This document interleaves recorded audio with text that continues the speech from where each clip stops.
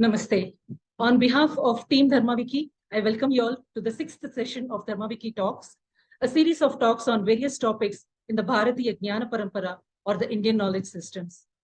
Dharmaviki is a platform which has envisioned as an endeavor to build narratives, learn, contribute, discuss, and reflect on the innumerable angles of Bharatiya Jnana Parampara. This is to leave behind a legacy for the generations to come. So we are always looking forward to connecting with all those who would be willing to contribute towards documenting the indigenous knowledge of Bharata. Here is a short video about Dharmaviki.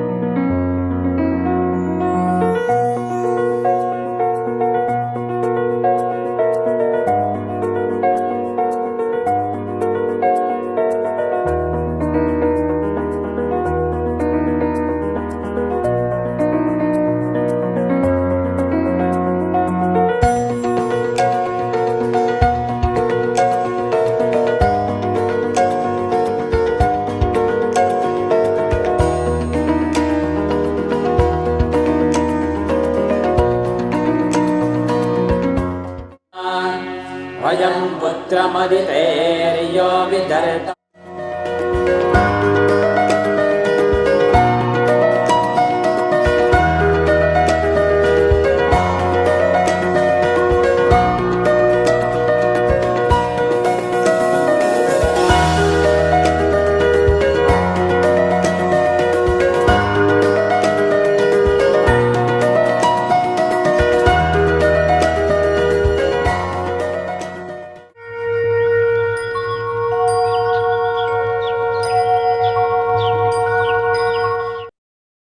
You can stay connected with us through social media platforms such as GeoChat, Twitter, YouTube, Instagram, Facebook, etc. You can also subscribe to the newsletters by visiting dharmaviki.org and clicking on the subscribe to Dharmaviki newsletters. You can see our previous newsletters by clicking on the tab previous Dharmaviki newsletters on this main page that you can see here. Now, the series of Dharmaviki Talks by dharmaviki.org aims to reach out to inquisitive seekers of Bharatiya Jnana. It is an initiative of IIT Bombay Honeybee Project, and we are thankful to our sponsors, Ashok Goel Trust and the Hindu University of America, for their continued support. The topic for today is Dinacharya, Dharmik Evam Ayurvedic Anusandhan, which will be presented to us by our Dharmaviki authors and team members, Dr. Devashri Patak and Sri Anurag Vanrasiya. Dr. Devashri is going to present the Ayurvedic aspects of Dinacharya. She is a practicing Ayurvedic physician for the past 8 years. She has a private clinic at Thane, apart from working as an honorary Ayurveda consultant at Multi-Speciality Medical Center in Thane. She has done her BA-MS from Maharashtra University of Health Sciences, Nashik, and she is an MD in Kaya Chikitsa, Internal Medicine in Ayurveda. She has worked as an online adjunct faculty for the course on Ayurveda Pharmacology at National University of Natural Medicine, Portland. She has also worked as an assistant manager in the field of R&D for a herbal pharmaceutical company and is experienced in product design, planning, and executing clinical trials for medicinal formulations, etc. Her research papers have been published in scientific journals like International Journal of Pharmaceutical Investigation, IU, etc. She has also delivered talks on various topics of health and Ayurveda on various platforms. She writes articles on social media platforms and magazines to spread awareness and knowledge of Ayurveda in a simple way. She has been immensely instrumental in building the entire category of Ayurveda on Dharmaviki, and she has written and edited innumerable Ayurveda-related articles over the past 5 years. Here we have another of our team members, Shri Anurag Vanrasya, presenting the dharmic aspects of Dinacharya. Anurag is a resident of Jhansi, Uttar Pradesh, and since childhood, he has been very interested in taking up Sanskrit education. And he studied at Gurukul in the field of Vedas, the Rig Veda. He completed his BA and MA in Rig Veda from Sampurnanand Sanskrit Vishwavidyalaya from the Central Sanskrit University, previously called as Rashtriya Sanskrit Sansthan, from where he is also studying Purana Itihas topic. He also has a lot of background from the Kashi scholars in the fields of Jyotisha, Dharma Shastra, Vedang, and other Shastras that are associated here, like astronomy. Right now, along with Paurohitya, he is also writing many articles in the field of Jyotisha for Dharmaviki, and he is right now going to contribute to this talk. अब मैं देवश्री जी और अनुराग जी से अनुरोध करूंगी कि कृपया आप आपके विषय को प्रारंभ करें। हम आप सभी से अनुरोध करते हैं कि कृपया म्यूट पर रहे और जिनके पास कोई भी प्रश्न हो तो केवल चैट बॉक्स में ही पेश करें। अंत में हमारे प्रश्नोत्तर सत्र होगा, जहां ये सब प्रश्नों का समाधान दिया जाएगा। देवश्री जी, कृपया आप आरंभ कीजिए।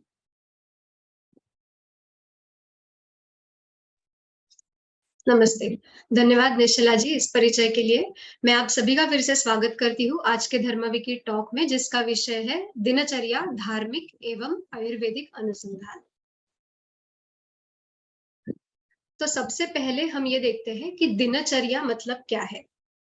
दिनचर्या एक संस्कृत शब्द है और जिसका अर्थ हम एक सहज भाषा में ऐसा ले सकते हैं कि हर दिन या प्रतिदिन अवश्यतया करने वाले या करने के लिए जो जरूरी है ऐसे कार्य या क्रिया है, वो सभी दिनचर्या में आती है। इसका मतलब है कि हर दिन आपको जो अलग अलग क्रियाएं करनी पड़ती है या करना जरूरी है, इन सभी का विचार और इसका वर्णन दिनचर्या के अंतर्गत किया जाता है। Next slide. तो सनातन धर्म में धर्म, अर्थ, काम और मोक्ष, इन चारों पुरुषार्थों की प्राप्ति के लिए सदा प्रयत्नशील रहने के लिए कहा गया है। अभी अर्थ प्राप्ति के विषय और उसके लिए लगने वाले कार्य तथा काम, ये प्रत्येक व्यक्ति के लिए अलग अलग हो सकते हैं, लेकिन जब धर्म और मोक्ष की बात आती है तो वो प्राप्त करने के लिए जो कुछ कार्य करने हैं, जो कुछ क्रियाएं करनी है, वो काफी हद तक निश्चित है और सभी के लिए काफी हद तक समान भी है।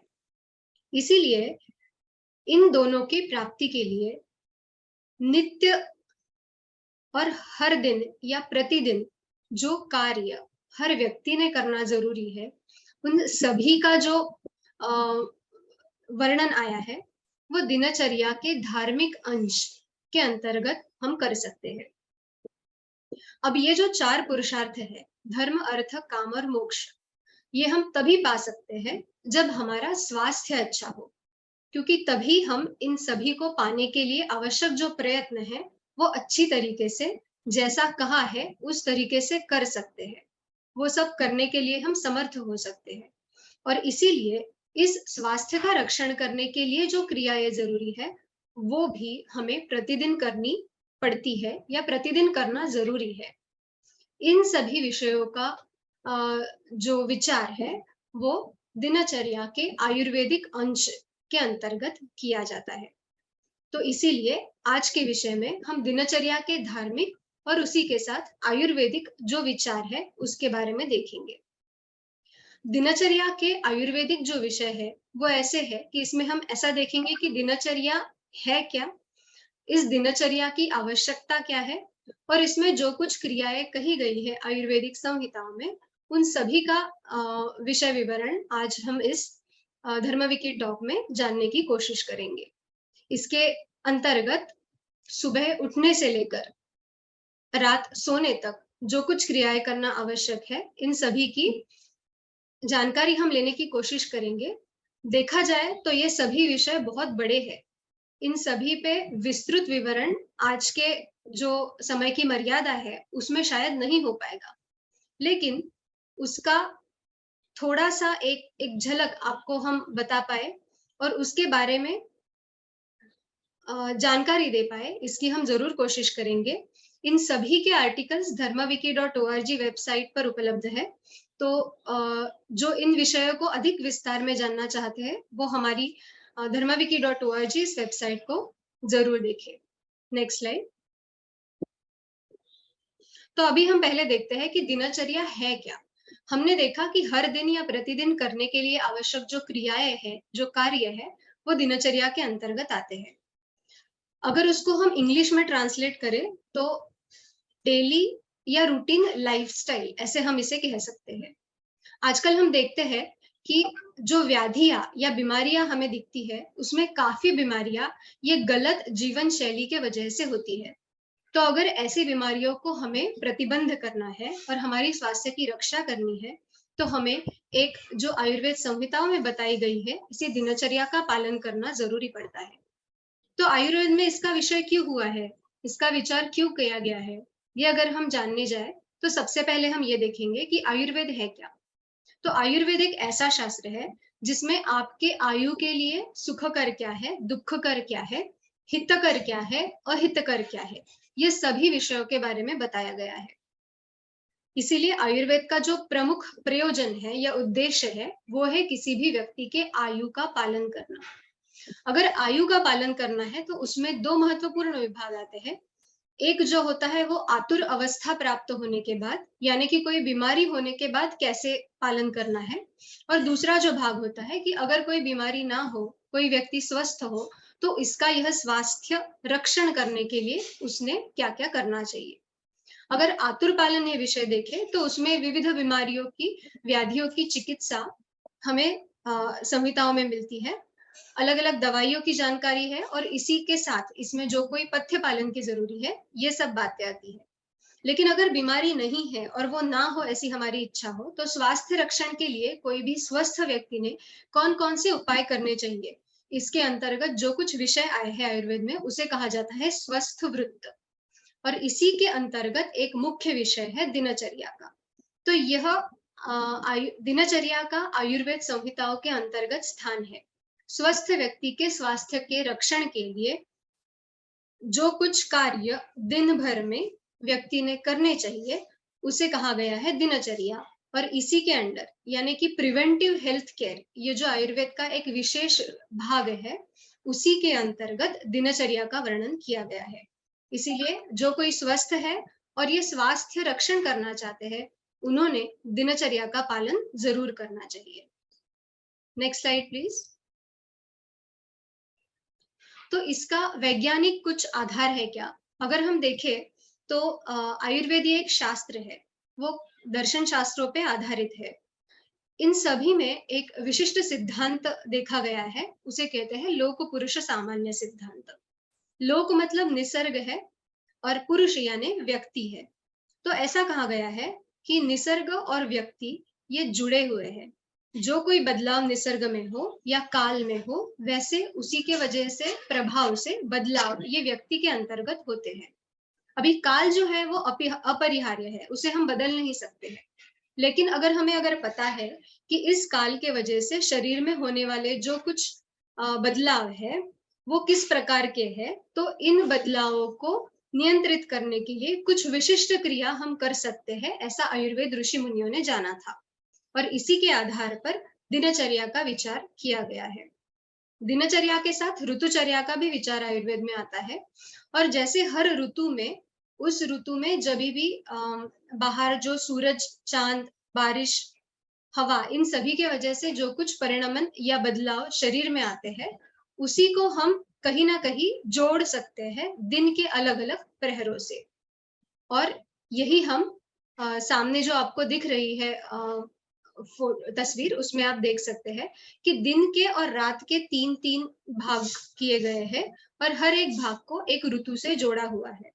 तो इसका महत्व यही है कि इस ऋतु में जो कुछ बदलाव शरीर में होते हैं, वही बदलाव दिन या रात के इस काल में शरीर में होते हैं।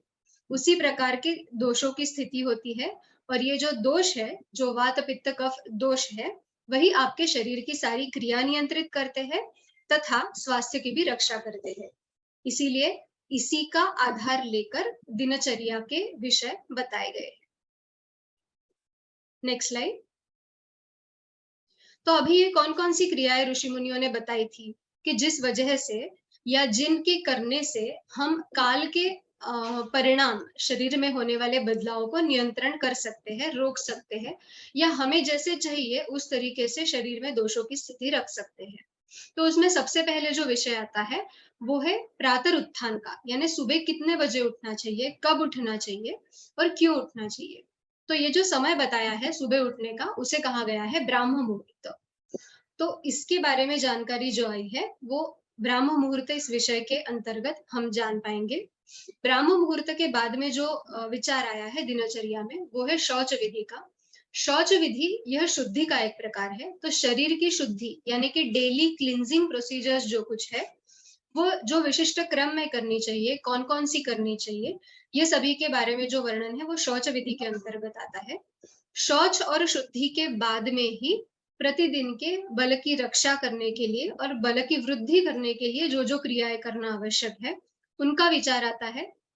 ये सारी जो क्रियाएं हैं वो स्ट्रेंथनिंग और रिवाइटलाइजिंग प्रोसीजर्स ऐसे हम कह सकते हैं, जिसमें अभ्यंग व्यायाम ऐसी अलग अलग क्रियाएं आती है। उसके बाद में बलवर्धक ही एक, लेकिन हमारे पूरे दिन का एक बड़ा हिस्सा जो होता है वो है आहार सेवन का। उस आहार विधि के बारे में भी जानकारी आएगी। और अंत में रात्रिचर्या यानी कि निद्रा, शयन विधि और सुरतचर्या, इनके बारे में थोड़ा वर्णन आएगा।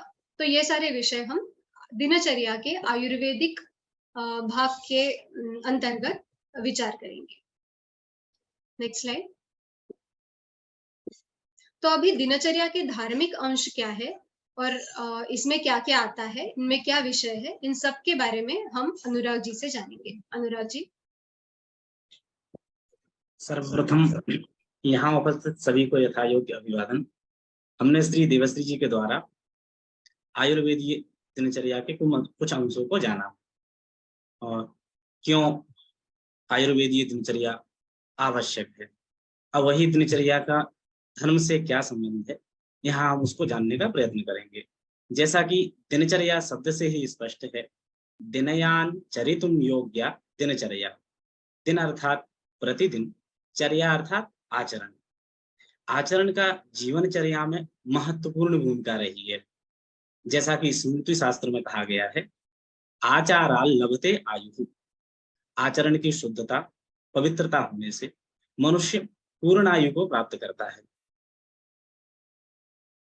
अब दिनचर्या की आवश्यकता क्यों है, सर्वप्रथम देखें, आयुर्वेदीय दिनचर्या के द्वारा शारीरिक स्वास्थ्य का संरक्षण होता है।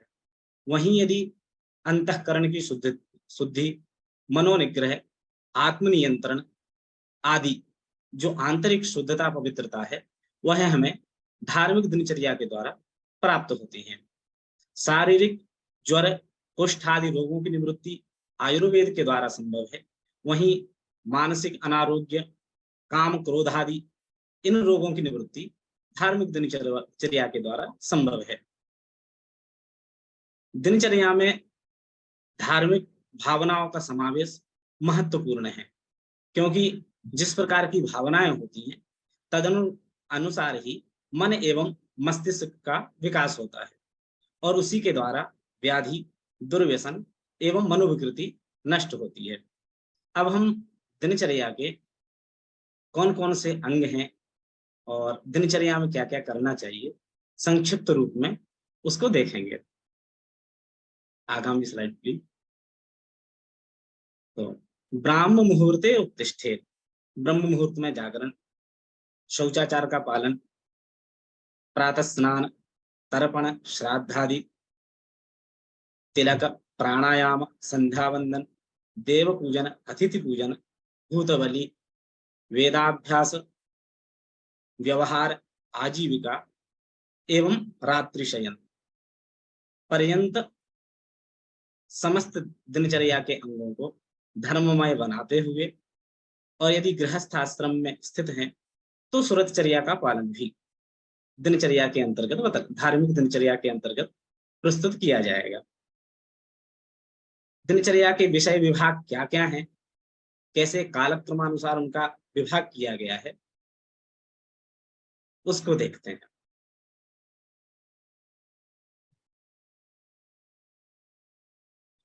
शरीर में ऊर्जा चक्र का प्रवाह जैविक घड़ी के अनुरूप विशेष विशेष अंगों में प्रवाहित होता है।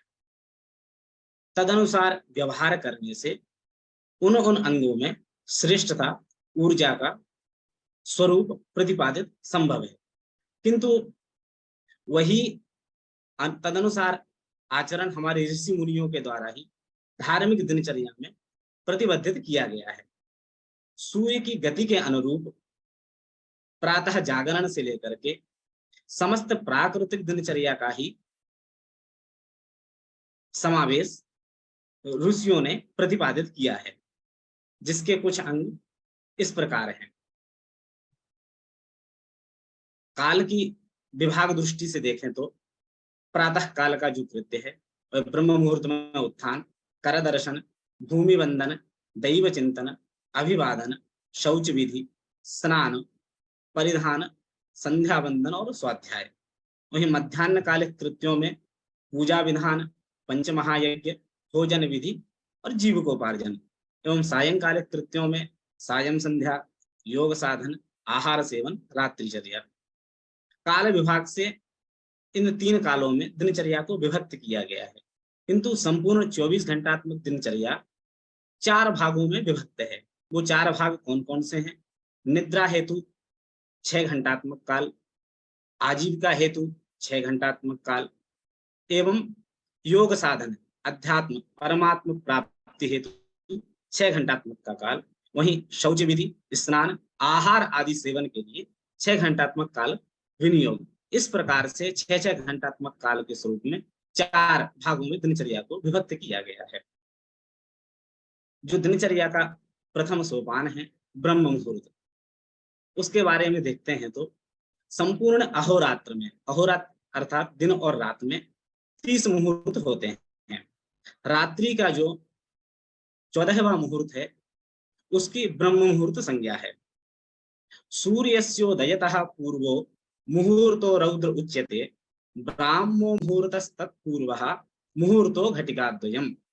सूर्योदय के जस्ट द्विघटिकात्मक पूर्व का जो मुहूर्त होता है वह रौद्र मुहूर्त कहलाता है, और उसके पूर्व का, रौद्र मुहूर्त के पूर्व का भी जो मुहूर्त है वह ब्राह्म मुहूर्त कहलाता है। जैसा कि हमने अभी ब्रह्म मुहूर्त के काल के संदर्भ में देखा था, अब ब्रह्म मुहूर्त क्यों आवश्यक है ब्रह्म मुहूर्त में जागरण? तो ब्राह्म्य मुहूर्ते बुध्येत धर्मार्थौ चानु चिन्तयेत् कायक्लेशांश्च तन्मूलान् वेद तत्वार्थमेव च। अर्थात प्रातः काल का ब्रह्म मुहूर्त का जो समय होता है उसमें मस्तिष्क की शुद्धि एवं वातावरण नवशक्ति युक्त शुद्ध वायु, वहीं नदी आदि का प्रवाह, रात्रि काल चंद्र किरणों को समावेश लिए हुए होता है। ब्रह्म मुहूर्त का काल क्या है ये हमने जाना। अब हम ब्रह्म मुहूर्त में कौन से आज बतलाए गए हैं उनको देखें। ब्राह्म्य मुहूर्ते बुध्येत धर्मार्थौ चानु चिन्तयेत् कायक्लेशाश्च तन्मूलान् वेद तत्वार्थमेव च। अर्थात ब्रह्म मुहूर्त में जागरण के उपरांत में धर्म, अर्थ एवं स्वास्थ्य के रक्षण के विषय में चिंतन करते हुए योग साधन का अभ्यास करना, क्योंकि प्रातः काल का ब्रह्म मुहूर्त का जो समय है वह नवशक्ति युक्त एवं वातावरण की शुद्धता, पवित्रता के साथ में रात्रि काल के चंद्र किरणों के प्रभावों से समाहित होता है। प्रातः जागरण से मस्तिष्क लाभ, आत्मिक शांति एवं मानसिक कल्याण। वहीं प्रातः जागरण के उपरांत में कर दर्शन, जैसा कि कराग्रे वसते लक्ष्मी कर मध्य सरस्वती करमूले तु गोविंद प्रभाते कर दर्शनम। मांगलिक प्रार्थना के उपरांत में धूमि वंदन मंगल दर्शन। मंगल दर्शन से तात्पर्य है अपने से श्रेष्ठ जनों, गौ, तुलसी, माता पिता, गुरुजनों आदि का दर्शन एवं अभिवादन। अभिवादन का फल शास्त्रों में प्रतिपादित है। अभिवादनशीलस्य नित्यं वृद्धोपसेविनः चत्वारिदस्य वर्धन्ति आयुः विद्या यशो बलम। जिसका दिनचर्या का अभिवादन नित्य अंग है, वह व्यक्ति के अंदर आयु, विद्या, यश और कीर्ति, ये चारों चीजों की स्वतः प्राप्ति हो जाती है। अभिवादन के अनंतर प्रातः स्मरण। प्रातः स्मरण से तात्पर्य है देव, ऋषि, पितृ, प्रकृति आदि श्रेष्ठ जनों का स्मरण। अनंतर अजपाजप।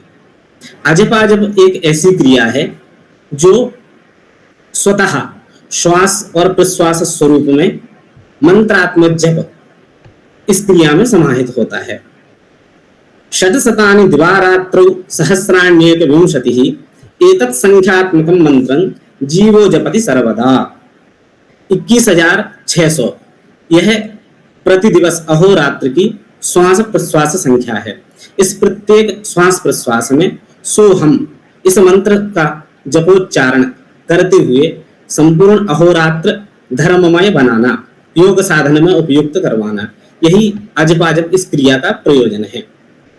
अनंतर योग साधना से तात्पर्य है आत्मबोध, परमात्म कल्याण हेतु अपने आप को समाहित करवाते हुए प्राणायाम, ध्यान, मंत्र जप आदि का उपयोग लेना। अनंतर दैनिक कृत्य सूची निर्धारण।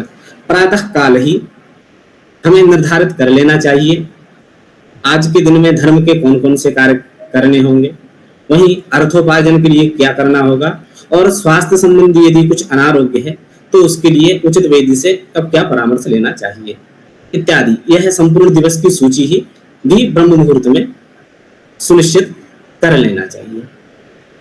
इस प्रकार से ब्रह्म मुहूर्त के धार्मिक अंश को हमने जाना। अब हम आयुर्वेदीय क्या प्रभाव है उसको श्री देवश्री जी के द्वारा सुनेंगे। जैसे कि हमने अभी देखा कि ब्राह्म मुहूर्त ये रात्रि का 14वां मुहूर्त है। आयुर्वेद संहिताओं में भी प्रातरुत्थान का या प्रातरुत्थान के लिए यही सही समय बताया गया है। इस समय में घड़ी के अनुसार वक्त ना बताते हुए संहिताकारों ने जिस विषय का संदर्भ लिया है वो है सूर्योदय का। तो ऐसा कहा गया है कि सूर्योदय के 2 मुहूर्त पहले जो काल है उसे ब्राह्म मुहूर्त कहा गया है, और यह प्रातरुत्थान का योग्य काल है कोई भी स्वस्थ व्यक्ति के लिए। तो एक मुहूर्त जो है वो लगभग 96 मिनट का होता है, 96 मिनट। तो 2 मुहूर्त यानी लगभग 1.5 घंटा पहले, तो सूर्योदय के 1.5 घंटा पहले जो समय है वो ब्राह्म मुहूर्त ऐसे कहा जाता है। और स्वस्थ व्यक्ति अगर इस समय पर रोज प्रातरुत्थान करे या उठ जाए नींद से तो उसकी स्वास्थ्य रक्षा में इससे मदद ही होती है।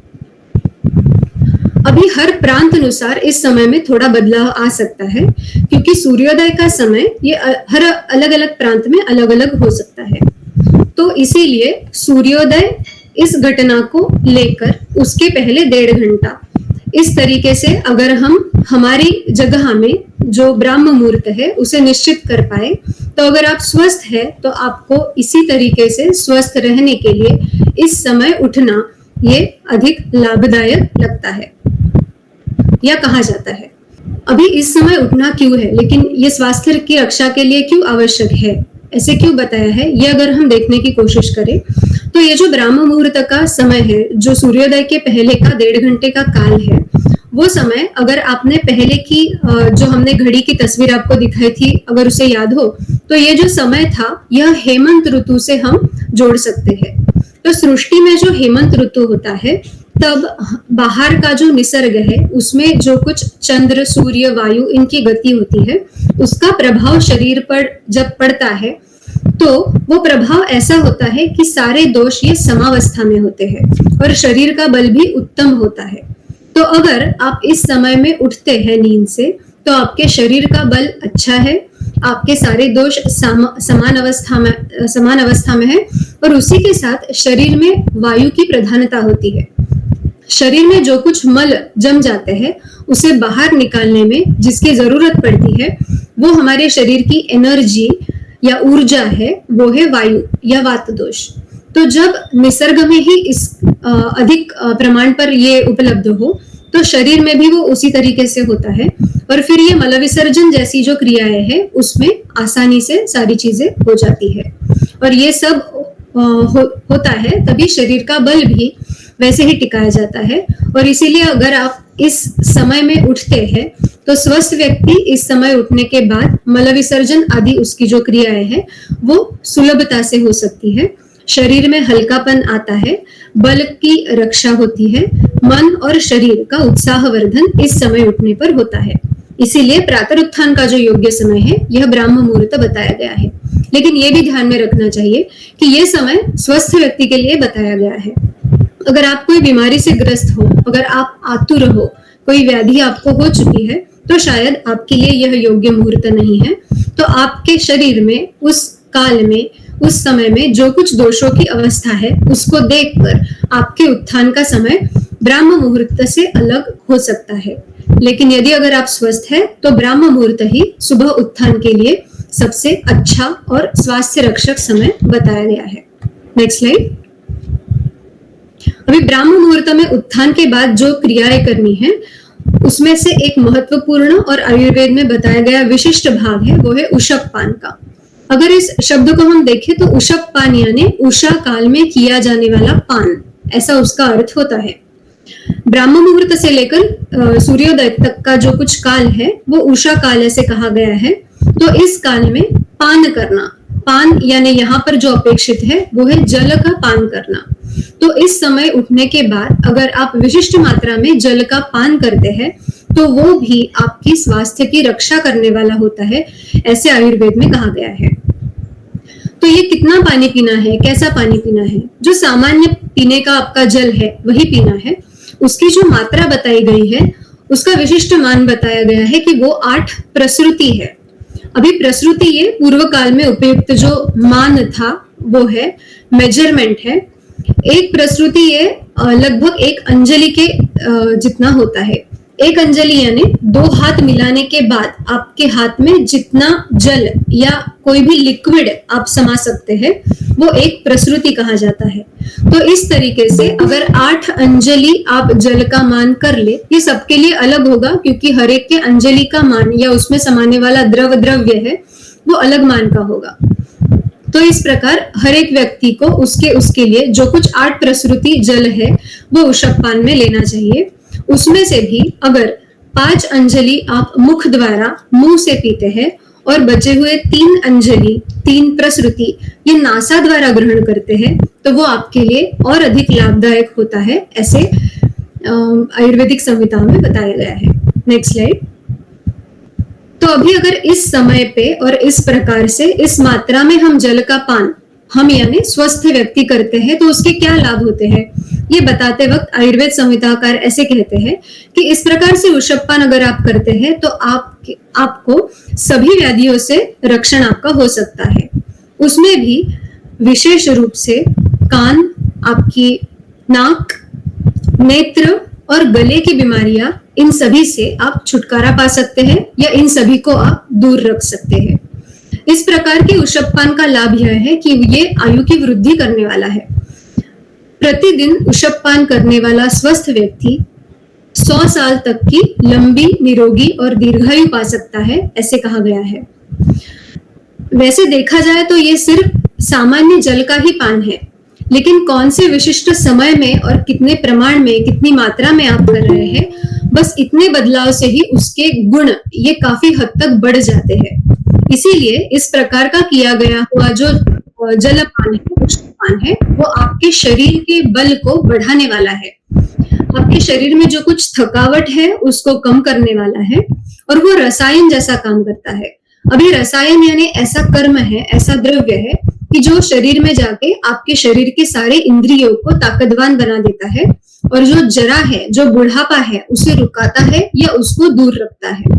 तो इसके जो कुछ लक्षण है जरा के, जैसे झुर्रियां गिरना या फिर बाल सफेद होना या जो कुछ ऐसे बुढ़ापे से जुड़े हुए लक्षण हैं, इन सभी को दूर रखने में उषप पान लाभदायक रहता है या इन सभी को दूर रख के अच्छी निरोगी और दीर्घायु पाने के लिए उषप पान का लाभ जरूर हो सकता है और इस प्रकार इससे स्वास्थ्य रक्षण हो सकता है।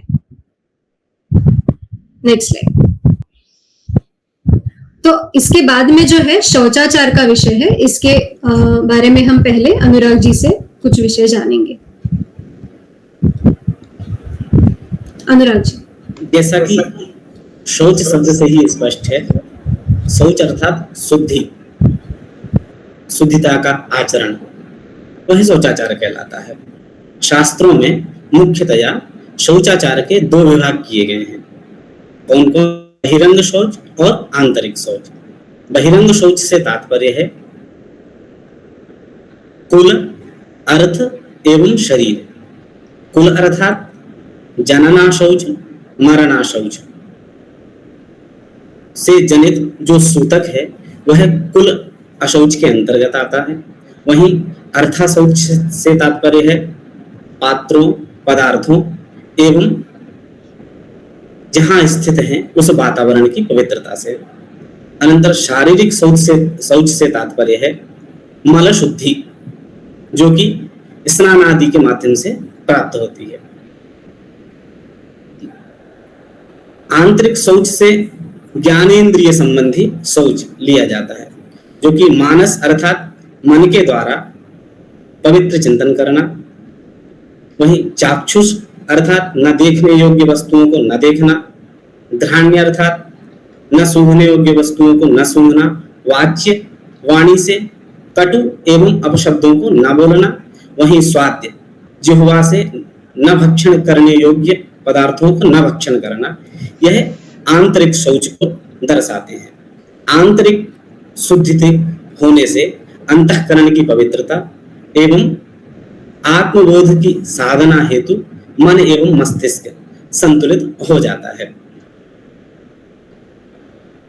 शौच के द्वारा बाह्य शौच से शारीरिक स्वच्छता, पवित्रता की प्राप्ति, वहीं आंतरिक शौच से मानसिक प्रसन्नता।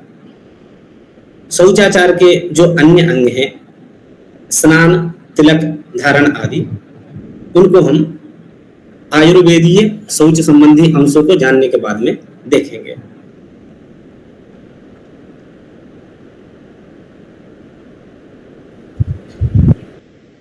शारीरिक स्वास्थ्य की रक्षा करने की दृष्टि से जो शौच विधि आयुर्वेदीय संहिताकारों को अपेक्षित है, उसका अभी हम विषय देखेंगे।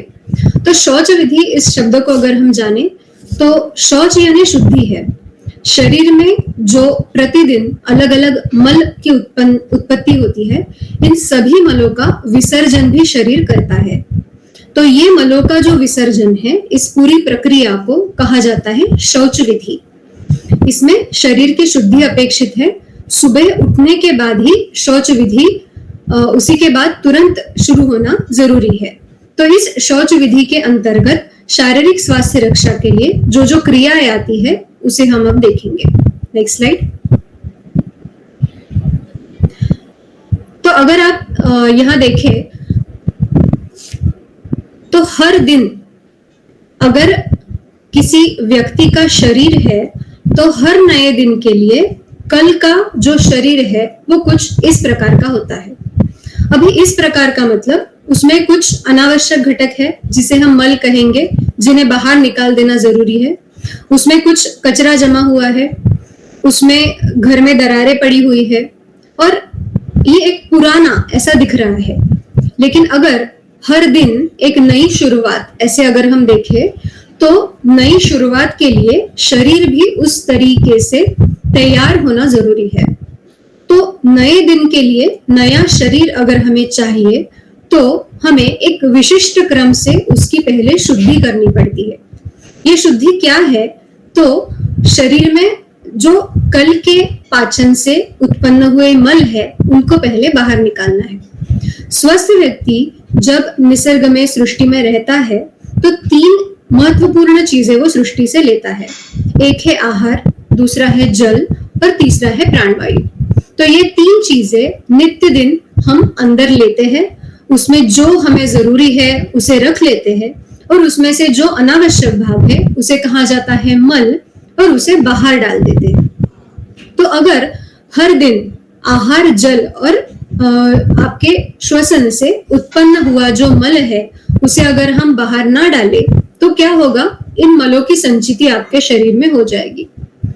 मल की संचिति जब बहुत ही कम मात्रा में हो तो उससे ज्यादा तकलीफ समझती भी नहीं है, लेकिन अगर ये प्रतिदिन ऐसा ही होता रहा और अधिकाधिक संचिति बढ़ गई तो अवश्य ही इसी में से अलग अलग बीमारियों की शुरुआत हो जाती है। इसीलिए दिनचर्या में उत्थान के बाद शुद्धि को महत्व दिया है और ये शुद्धि में क्या क्या हमें शरीर के तौर पर करना है ये हम देखेंगे। अभी शुद्धि तो करनी है, नेक्स्ट स्लाइड, लेकिन ये शुद्धि का भी एक विशिष्ट क्रम बतलाया गया है। अगर कोई घर की साफ सफाई आप कर रहे हैं तो पहले आप फर्श साफ करके फिर पंखे साफ करेंगे, ऐसा नहीं होता है।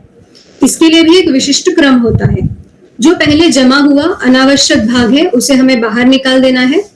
उसके बाद में शुरुआत जो करनी है वो इस तरीके से कि एक वस्तु को साफ करते हुए अगर उससे कुछ मल या कचरा नीचे गिर जाए तो अगले स्टेप में आप उसको बाहर निकाल सकते हैं। यानी कि जब आप पूरी शौच शुद्धि कर लेंगे तब पूरी तरीके से और अच्छी तरीके से शुद्धि हो जाएगी।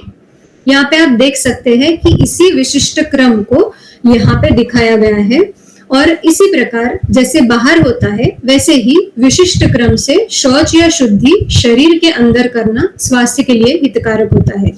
इसीलिए शौच विधि के अंतर्गत जो कुछ क्रियाएं अब हम देखेंगे जो आयुर्वेद में बताई गई है उन सभी को सिर्फ एक कर्म या क्रिया इस दृष्टि से ना देखकर उसका क्रम भी समझना बहुत ज्यादा जरूरी है।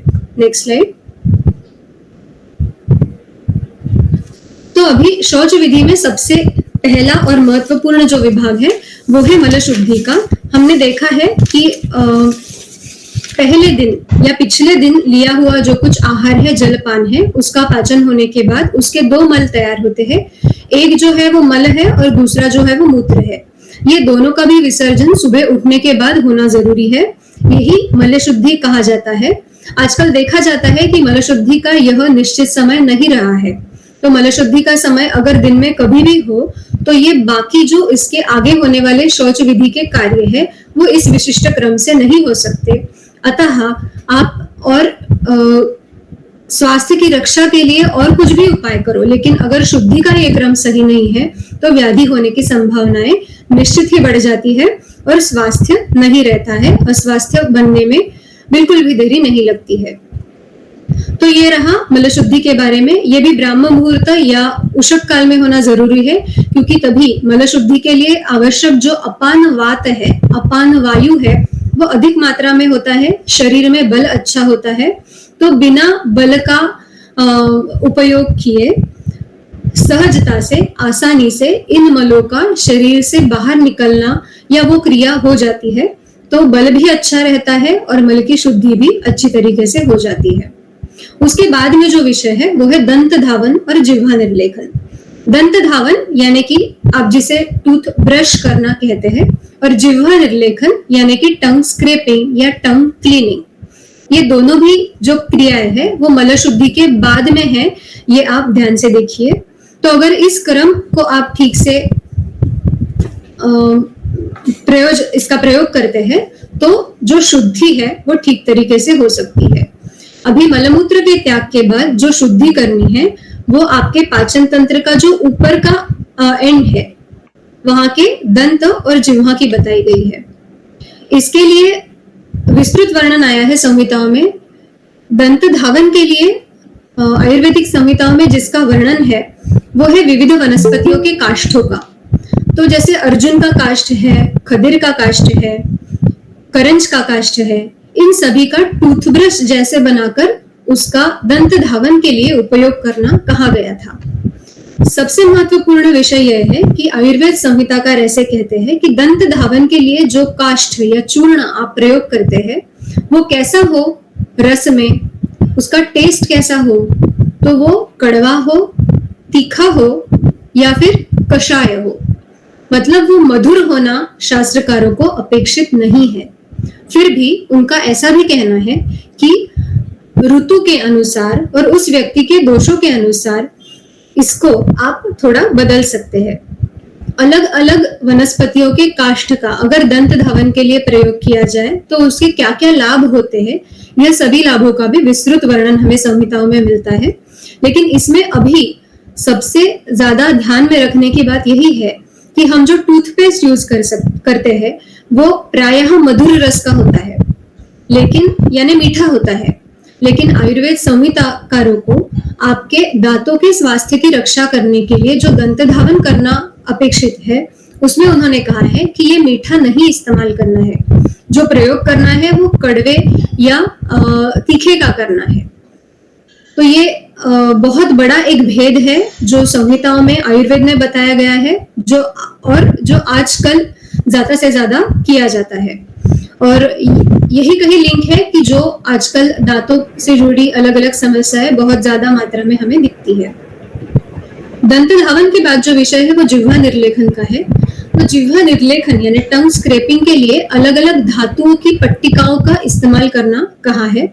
उसमें रौप्य यानी चांदी की पट्टी हो सकती है या फिर सोने की पट्टी हो सकती है। ऐसे विविध धातुओं की पट्टी का इस्तेमाल किया जा सकता है। ये जो दंत धावन और जिह्वा निर्लेखन ये दो विधि है, इससे दांतों की और जिह्वा की शुद्धि होने वाली है। वहां पे जो मल है, जो कफ है, जो चिपचिपाहट है, जो चिकनापन है वो निकल के वहां पे अच्छी तरीके से एक लेयर अच्छा फॉर्म होगा, वहां का मल निकल जाएगा, जो इनसे जुड़ी मलों से जुड़ी दुर्गंधी है वो निकल जाएगी और उसके बाद में ही नया अन्न खाने की अभिरुचि उत्पन्न होती है। इसी के साथ हम जो कहते हैं कि ये दो क्रियाएं होने के बाद एक उत्साह लगना, फ्रेश लगना, इस चीज को संस्कृत में कहा गया है सौमनस्यता। तो ये दो विधि होने के बाद शरीर में सौमनस्यता भी उत्पन्न हो जाती है। अभी मल शुद्धि के बाद में दंत धावन और जिह्वा निर्लेखन, उसके बाद में जो शौच शुद्धि का विषय आता है वो है अंजन का। अंजन का जो विषय है वो नेत्र की शुद्धि के लिए बताया गया है। प्रतिदिन नेत्र में भी अलग अलग मल ये उत्पन्न होते हैं और जमकर भी बैठते हैं।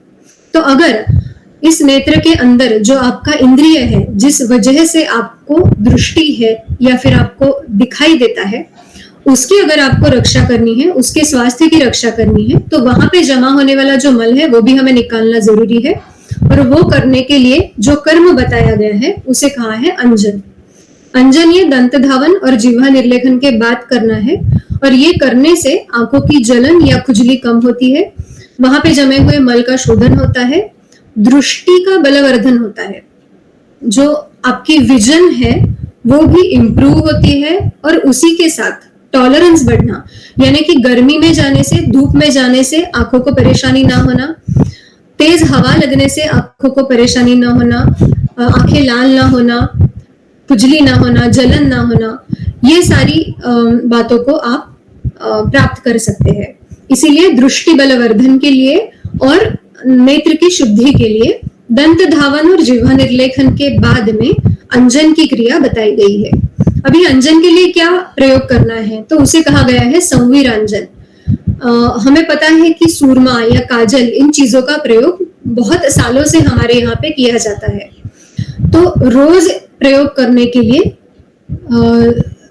संवीरांजन बताया गया है और 5, 8 या 7 दिन के बाद में नेत्र की शुद्धि होने के लिए, जिससे और नेत्र से स्राव होकर मल का शोधन हो, इसके लिए जो प्रयोग करना है वो है रसांजन का।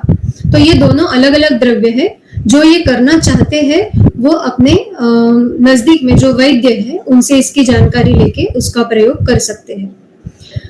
अंजन से नेत्र की शुद्धि होने के बाद जो आगे का शौच विधि है उसे कहते हैं नस्यम।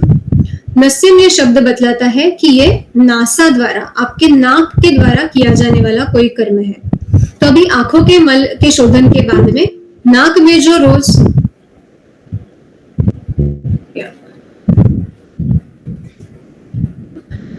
आंखों के मल के शोधन के बाद में नाक में जो मल जमा होता है दिन ब दिन, उसे निकालने के लिए जो क्रिया की जाती है उसे कहा जाता है नस्य। नासा मतलब आपकी जो नाक है उसे ऐसे कहा गया है कि वो आपके शिर का द्वार है। आपके शिर के अंदर मतलब आपके सिर के अंदर शरीर के अलग अलग इंद्रियों के स्थान है, केंद्र है। इंद्रिय यानी sensory organs and motor organs. अगर आपके ये सेंसरी ऑर्गन्स और मोटर ऑर्गन्स अच्छे स्वास्थ्य में हो तभी आप सृष्टि में अच्छी तरीके से रह सकते हैं, अच्छी तरीके से देख सकते हैं, सुन सकते हैं, सूंघ सकते हैं।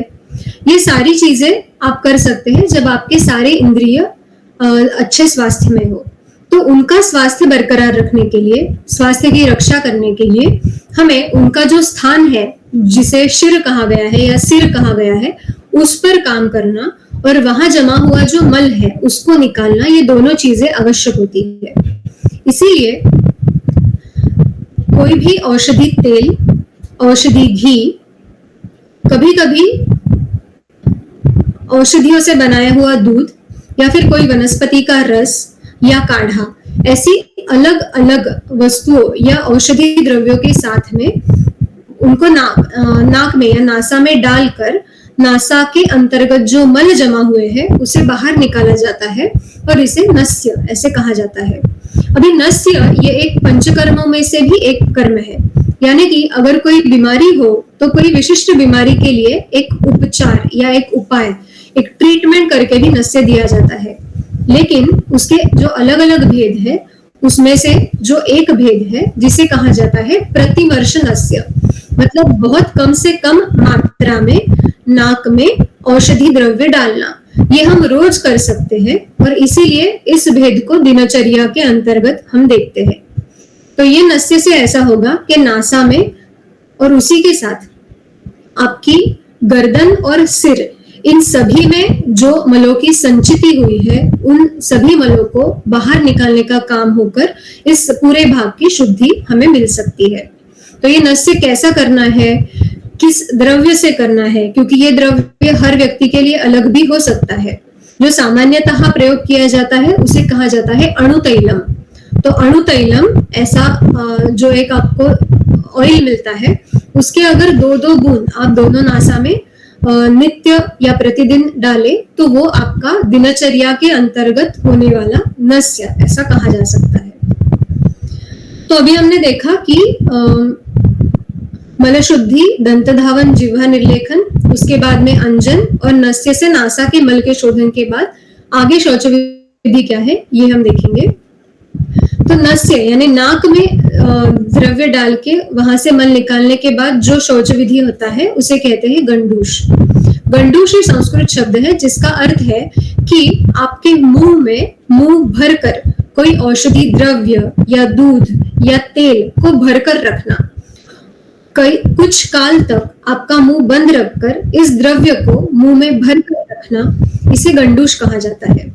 अभी ये कौन सा द्रव्य भरकर रखना है, कितने समय तक रखना है, ये सभी चीजें हम अगर आप कोई वैद्य के पास जाते हैं तो वहां से आप जान सकते हैं। सामान्यतया इसमें तिल तेल का इस्तेमाल या प्रयोजन हो सकता है। उसी के साथ कोई खदीर जैसी वनस्पति होती है जिसके काढ़े को भी आप मुंह में समाकर रख सकते हैं। तो इस तरीके से नस्य के बाद अगर गंडूश किया जाए तो क्या होता है, तो आपके मुख में जो वैरस्य है, मतलब कभी ऐसा लगता है कि खट्टापन है, कभी लगता है कि तीखा लग रहा है, कभी कोई मुंह में टेस्ट ही नहीं है, ऐसे काफी अलग अलग लक्षण हर एक व्यक्ति को दिख सकते हैं। तो ये सारे लक्षणों को दूर रखने के लिए, प्रतिबंध करने के लिए अगर गंडूश स्वस्थ व्यक्ति करता है तो वैसे हम उन सभी से छुटकारा पा सकते हैं। तो ये जो आपकी ओरल कैविटी है या आपका जो मुख है, मुंह है, उसमें वैरस्य जाना, वहां का दौर्गंध्य जो बदबू आती है वो ना आए, इसलिए अगर कुछ भारीपन हो तो वो भारीपन कम हो और उसी के साथ इस मुख की अंतराल में जो आपके दांत है उनका भी स्वास्थ्य रक्षण हो, इसीलिए गंडूश किया जाता है। तो गंडूश बहुत सालों से प्रयोग बहुत लोग नहीं करते थे, लेकिन आजकल ऑयल पुलिंग इस नाम से ये काफी ट्रेंडिंग प्रैक्टिस में आ गया है। तो इस विधि से ना ही सिर्फ आप मुख का और मुख के अंतर्गत जो अवयव है उनके स्वास्थ्य का रक्षण कर सकते हैं, लेकिन इससे आपकी मुख की कांति में भी वृद्धि हो जाती है। जो बुढ़ापे के लक्षण है, जैसे कि झुर्रियां आना या कुछ वैवर्ण्य होना, कुछ दाग धब्बे आना, इन सभी चीजों से भी छुटकारा पा सकते हैं। इसीलिए गंडूश का प्रयोग आजकल ज्यादा बढ़ गया है। तो इस तरीके से गंडूश करने के बाद आगे का जो शौच शुद्धि का भाग है उसे कहा जाता है धूमपान। धूमपान यानी मेडिकेटेड स्मोकिंग है। कोई विशिष्ट द्रव्यों की एक बीड़ी जैसी वर्ती बनाते हैं, इसको एक अग्र से जला देते हैं और फिर उसमें से जो धुआं आता है उस धुएं को मुंह से या नाक से अंदर सूंघ लिया जाता है। आप ये धुएं को मुंह या नाक से अंदर ले तो सकते हैं, लेकिन जब उसको बाहर निकालना है तो सिर्फ मुख द्वारा ही उसे बाहर निकालना है, नासा द्वारा उसे बाहर नहीं निकालना है, नहीं तो आपके आंखों को या नेत्र को हानि पहुंच सकती है। इस तरीके से धूमपान करने से क्या लाभ होते हैं? तो आपके सिर में तथा आपके मन्या प्रदेश में यानी आपके गर्दन में जो कुछ वात या कफ से जुड़ी हुई बीमारियां हैं उसे आप रोक सकते हैं।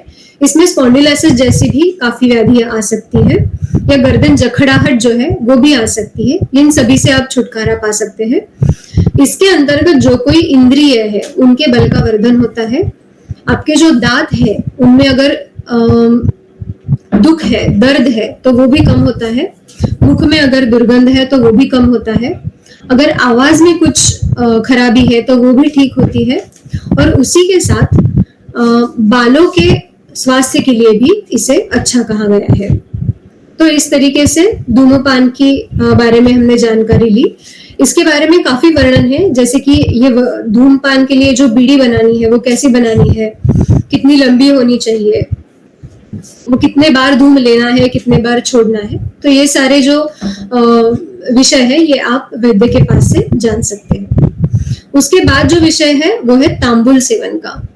अभी हमने देखा कि पहले नेत्र की शुद्धि हुई, फिर नासा की शुद्धि हुई, फिर आपके मुख की शुद्धि हुई। मुख की शुद्धि के लिए हमने गंडूश जैसा एक कर्म देखा, उसके बाद में धूमपान जैसा भी कर्म देखा, जिससे जो कुछ सूक्ष्म मल है वो भी शुद्ध हो जाएगा। अभी शुद्धि के बाद में वहां पे एक स्वास्थ्य का प्रतीत होना, इसलिए जो विधि बताया गया है और जो खुद भी शौच शुद्धि करने वाला ही है वो है तांबुल सेवन। तांबुल यानी पान।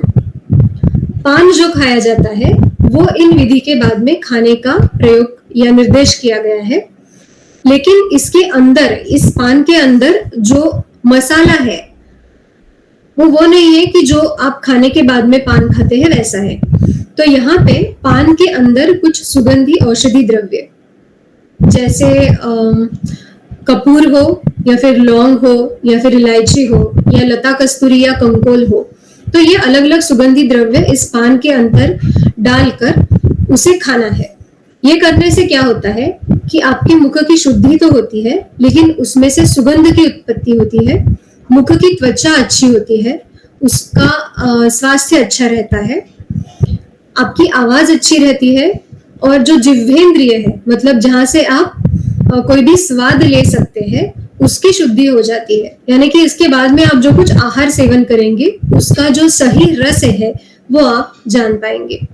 प्रसेक शमनम यानी कि मुंह में जो चिकनापन होता है या फिर एक्सेसिव सलाइवेशन, ये जो प्रॉब्लम कुछ लोगों में होती है, तो ये सभी को रोकने के लिए तांबुल सेवन का प्रयोग अच्छे से हो सकता है। और गले के काफी रोगों में भी ये उपयुक्त समझा जाता है। तो इस प्रकार से शौच विधि में हमने अलग अलग क्रियाएं देखी। Next slide. तो अभी हमने पहले जो देखा था वहां पे काफी मल की संचिति हुई थी। यहाँ पे आप देख सकते हैं कि काफी मल तो निकल गया है, लेकिन फिर भी कुछ बाकी है इसे पहले जैसा या नया बनाने के लिए। तो शोधन के बाद बलवर्धन क्रिया, तो शुद्धि के पश्चात लेकिन बलवर्धन के पहले आपका शरीर ऐसा होगा। तो ये भी अभी तक नया नहीं है, ये भी अभी तक स्वस्थ नहीं है। तो इसीलिए शुद्धि के बाद हमें बलवर्धन क्रियाएं दिनचर्या में हर दिन करने के लिए कहा गया है। नेक्स्ट। तो अभी ये बलवर्धक कर्म क्या है? हमने देखा कि आपका जो अंतिम विषय था वो तांबुल सेवन का था। उससे आपके सारे मलों की जो मतलब शिर में या आपके पाचन तंत्र में जो कुछ मल जमा होने वाले हैं, जो संचय होने वाले हैं, उनका शोधन हो गया। अभी ये शोधन के बाद आपको जो करना है दिनचर्या में, उसका उसमें जो पहला है उसे कहते हैं अभ्यंग। तो अभ्यंग यानी कि कोई तेल से आपके शरीर को हल्के से मालिश करना। ये बॉडी मसाज, ऑयल मसाज इस नाम से जाना जाता है, लेकिन ये मसाज कभी एक बार महीने में, 2 महीने में करने जैसा है नहीं। आयुर्वेद में इसे कहा गया है अभ्यंग, और ये जो अभ्यंग है ये प्रतिदिन करने के लिए कहा गया है। वैसे तो पूरे शरीर को अभ्यंग करना अपेक्षित है आयुर्वेद संहिताकारों को, लेकिन कम से कम शिर यानी सिर में, कान में और आपके पैरों के तलवों में तेल लगाना या अभ्यंग करना, ये आपके लिए जरूरी है और ये आपके स्वास्थ्य रक्षा के लिए हितकारक है, ऐसा संहिताकारों ने बताया गया है। अगर आप प्रतिदिन ऐसा अभ्यंग करते हैं तो उससे क्या लाभ होते हैं? सबसे पहले यानी ये वातग्न है। अगर वात शरीर में ज्यादा हो तो वो आपके शरीर में अनावश्यक गतिशीलन बढ़ा देता है। काफी क्रियाएं ये गलत तरीके से या गलत गति से होने लगती है। सभी दोषों को पूरे शरीर में लेके जाने वाला जो है वो वात दोष है। तो अगर आप वात को नियंत्रित रखें तो आपके शरीर की सारी क्रियाओं को नियंत्रित रख सकते हैं।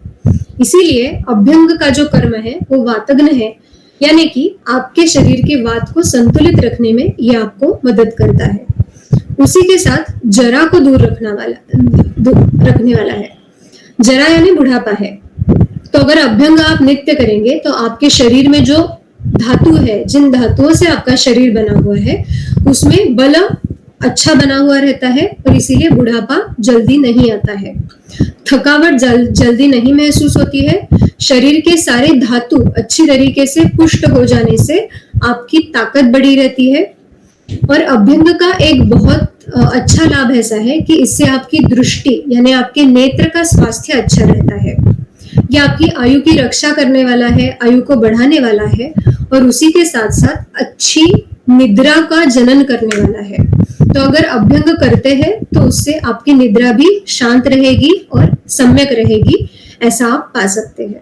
और इसीलिए अभ्यंग नित्य करने के लिए कहा गया है और ये बलवर्धक कर्म है। अभी इस तरीके से अभ्यंग करने के बाद जो करना है वो बलवर्धक क्रिया है व्यायाम।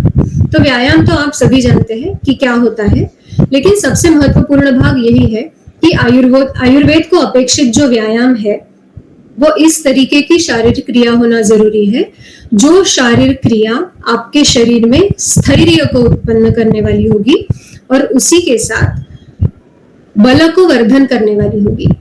तो अगर समझ लीजिए कुछ इस प्रकार का व्यायाम आप कर रहे हैं कि जिससे आपको थकावट ही ज्यादा लग रही है, आपके शरीर में शरीर के अवयव कांपने लग रहे हैं, तो वो सही व्यायाम नहीं है, क्योंकि उससे आपका बलवर्धन नहीं हो रहा है, बल का क्षय हो रहा है, बल कम हो रहा है। इसीलिए इस प्रकार का व्यायाम हर एक व्यक्ति ने करना होगा जो आपके शरीर में हल्कापन तो लाए लेकिन एक स्थैर्य लाए और आपके दिन भर के सभी कामों को करने की समर्थता आपके शरीर में उत्पन्न करे। अगर इस प्रकार अभ्यंग के बाद आप रोज व्यायाम करते हैं तो दुख सहिष्णुता की निर्मित होती है, ऐसा कहा गया है।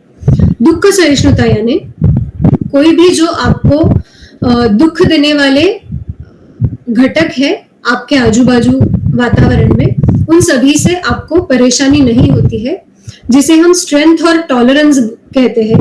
ये शक्ति आपकी बढ़ जाती है। जो शरीर में दोष बढ़े हुए हैं जो व्याधि के कारण हो सकते हैं, उन दोषों का दवाई के बिना ही क्षय हो सकता है। और अग्नि जो इन दोषों का क्षय करने वाला है, आहार का पाचन करने वाला है, आयु को बढ़ाने वाला है, उसकी वृद्धि होती है।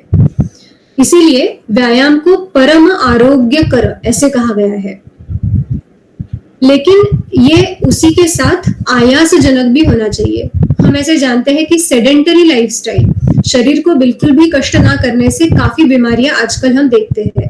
तो कुछ ना कुछ कष्ट आप खुद से ही शरीर को दे, वो इस तरीके की क्रिया करके कि जो व्यायाम हो, ये अगर आप प्रतिदिन करें तो उससे आपका स्वास्थ्य अच्छा रह सकता है। उसकी भी मात्रा कही गई है कि कितना, अर्ध शक्ति में ही व्यायाम करना है और खाली पेट करना है, कुछ खाकर पेट भरा हुआ होने के बाद नहीं करना है। यहाँ पे भी क्रम सब निश्चित है और यही महत्वपूर्ण है। व्यायाम करने के बाद आपके शरीर के सारे अंगों को हल्के से मर्दन करने के लिए कहा गया है। अगर ये मर्दन या मसाज करते हैं तो उसकी वजह से जो व्यायाम से कष्ट हुए हैं, वात की वृद्धि हुई है, वो कम हो जाते हैं और बल की वृद्धि की जो अपेक्षा है वो पूरी हो सकती है। उसके बाद जो करना है वो विविध औषधि चूर्णों के साथ शरीर पर मर्दन करना, जिसे आजकल स्क्रबिंग ऐसा कहा जाता है, आयुर्वेद में उसे उद्वर्तन कहा जाता है। तो अगर पहले तेल लगाकर फिर व्यायाम कर कर आप उद्वर्तन करते हैं तो उससे शरीर में जो अनावश्यक कफ है या मेद है यानी फैट्स है, वो डिसॉल्व होने में, वो पिघलने में मदद हो जाती है। शरीर में स्थैर्य भी आता है और आपकी जो त्वचा है उसकी कांति बढ़ जाती है, उसका स्वास्थ्य अच्छा रहता है। और फिर ये सब करने के बाद शौच शुद्धि में और उसी के साथ बलवर्धन में, ये दोनों में आने वाला जो एक कर्म है वो है स्नान। स्नान के बारे में ज्यादा बताना जरूरी नहीं है, आप सब इसको जानते हैं, लेकिन सबसे महत्वपूर्ण विषय यह है कि ये जानना जरूरी है कि आपकी मन्या के ऊपर यानी गर्दन के ऊपर सिर पर गर्म पानी से स्नान करना नहीं कहा है, क्योंकि ये हानिकारक है, विशेषतः आपके नेत्र के, आंखों के स्वास्थ्य के लिए और आपके बालों के स्वास्थ्य के लिए। इसीलिए गर्म पानी से स्नान करना है वो गर्दन के नीचे के शरीर में। गर्दन के ऊपर स्नान के लिए गर्म पानी का प्रयोग नहीं करना है, ये बात ध्यान में रखना जरूरी है। ये स्नान भी विविध लाभ हमें देने वाला है, जैसे वो निद्रा को कम करने वाला है, अगर कुछ खुजली है या फिर ज्यादा पसीना है, इन सभी को कम करने वाला है, शरीर पे जमा हुए मलों का शोधन करने वाला है और उसी के साथ ये सभी इंद्रियों को प्रबोधन करने वाला है, आपके सेंसेस एक्टिव करने वाला है, उसी के साथ आपके अग्नि को भी बढ़ाने वाला है और आपके शरीर में जो रक्त धातु है कि जिसी में प्राण का वहन होता है उसका भी प्रसादन करने वाला है, उसको अच्छे गुणों का बनाने वाला है। तो इस प्रकार से हमने दिनचर्या में शौच शुद्धि और बलवर्धन, इसके अंतर्गत एक विशिष्ट क्रम से जो जो क्रियाएं आई है वो देखी है। Next slide. अभी स्नान विधि के बारे में कुछ धार्मिक अंश हम अनुराग जी से जानेंगे।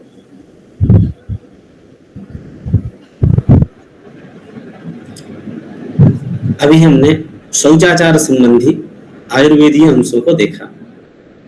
धार्मिक दिनचर्या में भी सभी क्रियाओं का मूल स्नान को बतलाया गया है, क्योंकि स्नान के द्वारा शुद्धता, पवित्रता, जिसके द्वारा सभी क्रियाओं में एकाग्रता का समावेश हो जाता है। शास्त्रों में स्नान 7 प्रकार के प्रतिपादित हैं, वो है मंत्र स्नान, भौम स्नान, अग्नि स्नान, वायव्य स्नान, दिव्य स्नान, वारुण और मानसिक। कुछ ऐसी अवस्थाएं जिस समय में यदि हम अस्वस्थ हो, यात्रा आदि में हो, उस समय वारुण स्नान, जल से स्नान करना संभव ना हो, तो अन्य उक्त स्नानों से हम लाभ ले सकते हैं।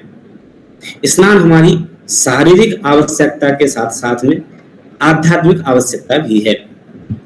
जो व्यक्ति नित्य कर्म का, दिनचर्या का स्नान को अंग बना करके चलते हैं, शास्त्रानुसार उन्हें 10 गुणों की प्राप्ति होती है। वो इस प्रकार है: रूप अर्थात सौंदर्यता में वृद्धि, तेज, बल, पवित्रता, आयुष्य, आरोग्य, दुस्वप्न का नाश, तपस्शक्ति और मेधा में भी स्नान के द्वारा वृद्धि होती है। स्नान का दृष्ट फल है शरीर की स्वच्छता, वहीं अदृष्ट फल है पाप नाश तथा पुण्य की प्राप्ति। आगामी स्लाइड पे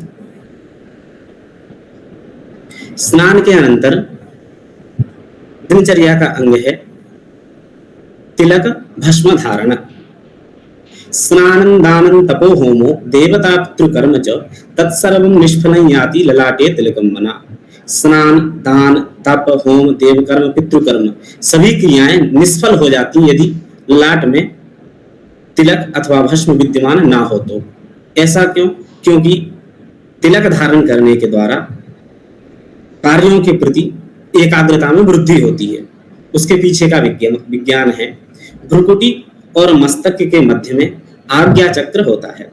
आज्ञा चक्र के स्थान में चंदन एवं भस्म लेपन के द्वारा वह चक्र जागृत होने में सहयोगप्रद होते हैं।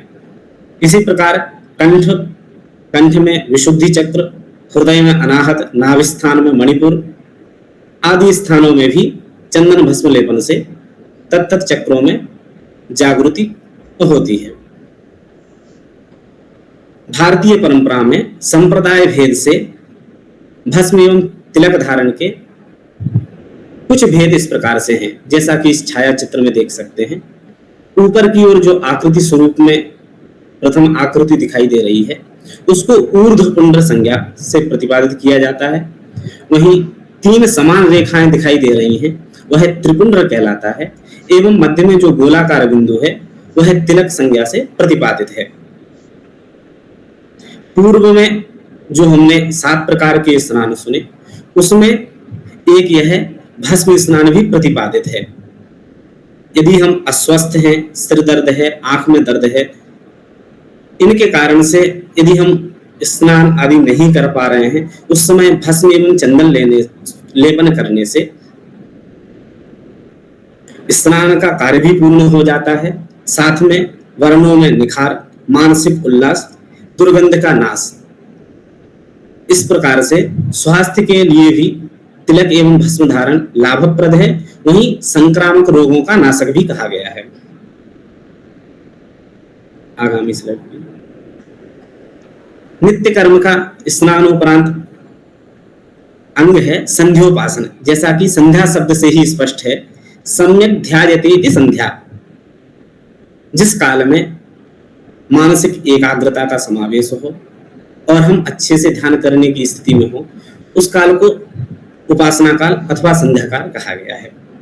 संध्या के कुछ अंग इस प्रकार हैं: आचमन, प्राणायाम, सूर्य अर्घ्य, गायत्री जप, न्यास, मुद्रा आदि। इन प्रत्येक अंगों का अपना स्वतंत्र एक विज्ञान है। संध्या काल में करणीय कार्य कौन कौन से हैं एवं न करणीय कार्य कौन से हैं उनको हम आगे देखते हैं। सामान्यतया संध्या काल त्रिकाल 3 भागों में 3 विभक्त है, 3 समयों में। कौन कौन? प्रातः काल, मध्याह्न काल, सायं काल। सूर्योदय से 1 घटी पूर्व एवं सूर्योदय के 1 घटी बाद का जो काल कहलाता है वह संध्या काल कहलाता है। 1 घटी अर्थात 24 मिनट। सूर्योदय के 24 मिनट पूर्व में, 24 मिनट बाद में 48 घंटात्मक जो काल है वह संध्या काल। इस प्रकार से 48 मिनट प्रातः, 48 मिनट मध्याह्न, वही सायं काल। त्रिकाल संध्या काल में हमें उपासना आदि के माध्यम से सूर्य अर्घ्य, गायत्री जप आदि में वरीयता दिखाना चाहिए। सूर्य को नित्य अर्घ्य देने से सर्वप्रथम स्वास्थ्य के लिए विटामिन डी की प्राप्ति, वहीं यह जीवन को भी संध्या वंदन का काल अनुशासित बनाने में योगप्रद होता है। संध्या काल में न करने योग्य कार्यों के लिए भाव प्रकाश में कहा गया है। आगामी स्लाइड प्लीज। एतानि पंच कर्माणि संध्यायाम वर्जयेत् बुधः। इन 5 कर्मों को संध्या काल में नहीं करना चाहिए। वो हैं आहार सेवन, मैथुन, निद्रा, अध्ययन और प्रयाण। यदि संध्या काल में आहार का सेवन करते हैं उसके द्वारा अन्न से उत्पन्न होने वाले रोग, मैथुन करते हैं तो गर्भ वैकृति, जैसा कि दिति और कश्यप के संबंध में श्रुत है। अध्ययन के द्वारा दरिद्रता एवं सोने से नेत्र ज्योति क्षीण और प्रयाण करने से संत्रास की उत्पत्ति बतलाई गई है। संध्या करने से ही ऋषयः दीर्घ संध्यत्वात् दीर्घमायु अवाप्नुयुः प्रज्ञा यशश्च कीर्तिंच ब्रह्मवर्चसमेव च। ऋषियों ने भी संध्या करने के द्वारा ही प्रज्ञा, यश, कीर्ति और दीर्घायु की प्राप्ति की थी। संध्या से आयुष्य वृद्धि होती है, श्वासक्रिया का नियमन होता है, बौद्धिक बल में विकास होता है, शारीरिक शक्ति बढ़ती है, ब्रह्मतेज, एकाग्रता एवं स्मरण शक्ति में भी विकास होता है। इसलिए दिनचर्या का संध्या काल को उपासना अध्यात्म हेतु अवश्य ही अंग बनाना चाहिए। संध्या काल का प्रथम अंग है आचमन, जो कि वर्तमान में वाटर थेरेपी के नाम से मनोरोगियों के लिए प्रचलित है। इसके पीछे का विज्ञान है, चंद्रमा मन का कारक है और जल के ऊपर भी चंद्र का प्रभाव प्रतिपादित है। यदि जो मनोरोगी हैं वह प्रति घंटात्मक काल में जल का सेवन करते हैं, उसके द्वारा उनके मानसिक आरोग्य लाभ की प्राप्ति होती है। इसीलिए प्राचीन काल से ही हमारी दिनचर्या में स्नान, संध्या वंदन, भोजन, निद्रा, प्रत्येक कर्म के आदि में और अंत में आचमन का विधान बतलाया गया था। शौच ईप्सुः सर्वदा आचामेत एकांते प्राक् उदन्मुखः। पूर्व मुखी अथवा उत्तर मुख करके एकांत में शुद्ध अवस्था में सात्विक जल ग्रहण करना चाहिए।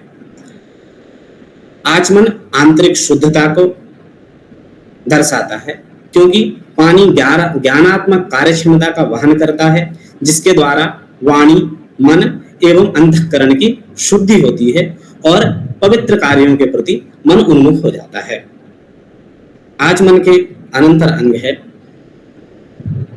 गायत्री जप। गायत्री मंत्र के दुष्टा ऋषि हुए हैं विश्वामित्र। इस मंत्र के प्रभाव से ही उन्होंने ब्रह्म तेज की प्राप्ति की थी, जैसा कि गायत्री मंत्र के अर्थ के द्वारा ही स्पष्ट है। यो देव सवितास्माकं धियो धर्मादि गोचरः प्रेरये तद्भर्गः तद्वरेण्यमुपास्महे। जो सविता नामक देवता है वह हमारी बुद्धि को धर्मादि मार्ग में लगाते हैं, इसलिए उनकी वंदनीय तेज की हम उपासना करते हैं। सामान्यतया हमारे मस्तिष्क में 4 प्रकार की तरंगें विद्यमान होती हैं, गामा, बीटा, अल्फा और थीटा। इन तरंगों का प्रत्येक का अपना स्वतंत्र एक एक कार्य है। जैसे कि गामा तरंग के द्वारा उच्च शिक्षा और ध्यान के लिए प्रेरणाप्रद होती है, वहीं बीटा तरंग सतर्कता, एकाग्रता, अनुभूति, अल्फा तरंग के द्वारा दृश्यता, विश्राम शक्ति, रचनात्मकता, कार्य शक्ति, थीटा तरंग के द्वारा ध्यान, अंतर्ज्ञान और स्मृति। जब अमेरिका के एक सुप्रसिद्ध वैज्ञानिक हुए डॉक्टर हॉवर्ड स्टिंगर, उन्होंने विश्व में प्रचलित सभी मंत्र, स्तोत्र एवं मंगलाचरणों का समावेश करते हुए अपनी शरीर क्रिया विज्ञान प्रयोगशाला में परीक्षण किया तो पाया गायत्री मंत्र प्रति सेकंड 1,10,000 हर्ट्ज के माध्यम से ध्वनि तरंगें उत्पन्न करता है, जो कि सभी मंत्रों में सर्वश्रेष्ठ, बुद्धि के लिए उपयुक्त एवं मनोरोग नष्ट करने में सहायक पाया गया है। आधुनिक विज्ञान ये रिसर्च करने के माध्यम से ये चीजें अब ज्ञात कर रहे हैं। इसको हमारे ऋषि महर्षियों ने पूर्व काल से ही दिनचर्या का अंग बनाया हुआ था।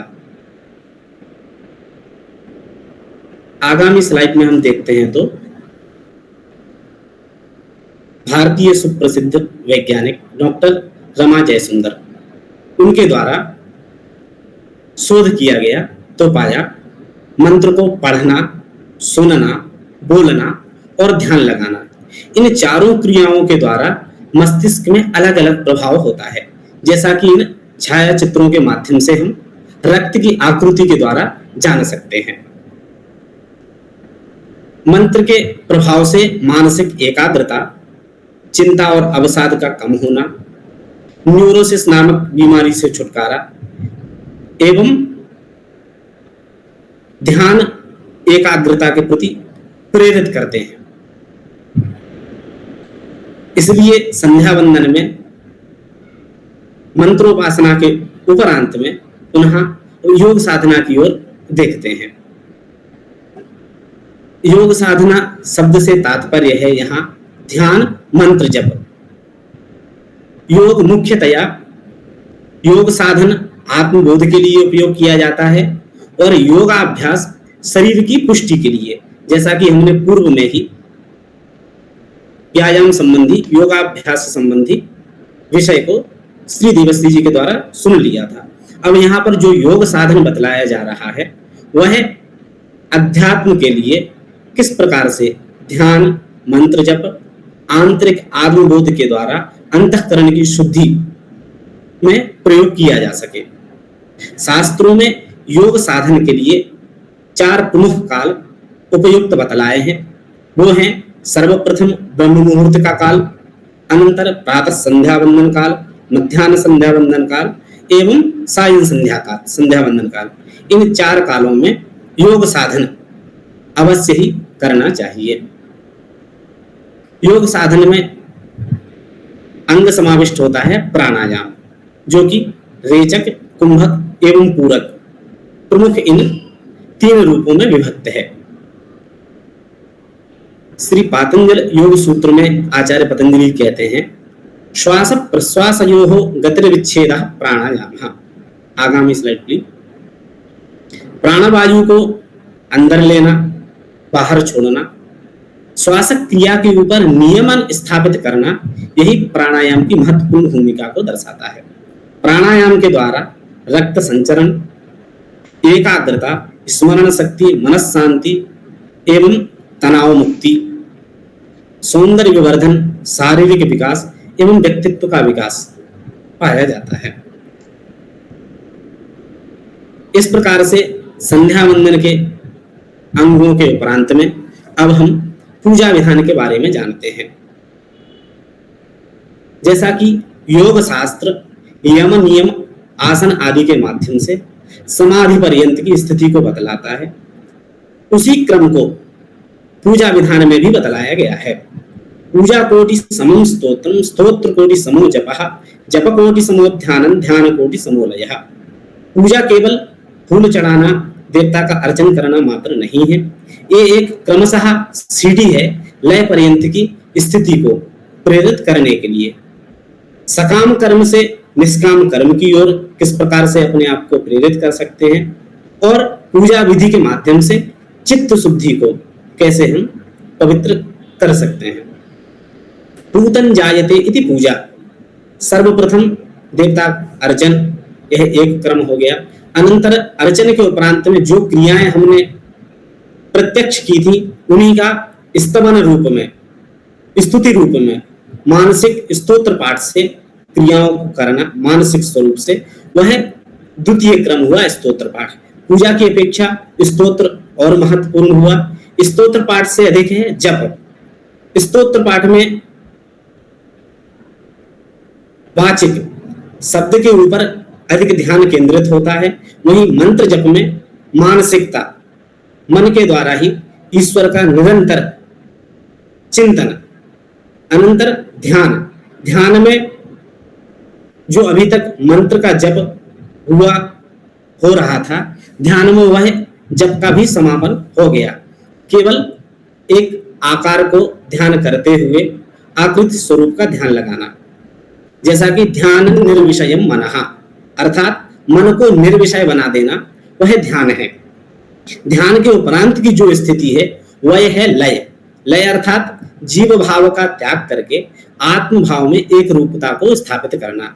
इस प्रकार से पूजा के यह पांचों अंग सकाम कर्मों के द्वारा निष्काम कर्मों को प्रतिपादित करते हैं। पूजा विधान के उपरांत में शास्त्रों में विधान है पंच महायज्ञ का। वो 5 महायज्ञ कौन कौन से हैं? अध्यापनम ब्रह्मयज्ञ, पितृयज्ञस्तु तर्पणम, होमो देवो बलिर्भूतो नृयज्ञ, अतिथि पूजनम। ब्रह्मयज्ञ पंच महायज्ञ का प्रथम सोपान है, जिसमें स्वाध्याय, अध्ययन, अध्यापन, जिसके द्वारा ज्ञान परंपरा में वृद्धि।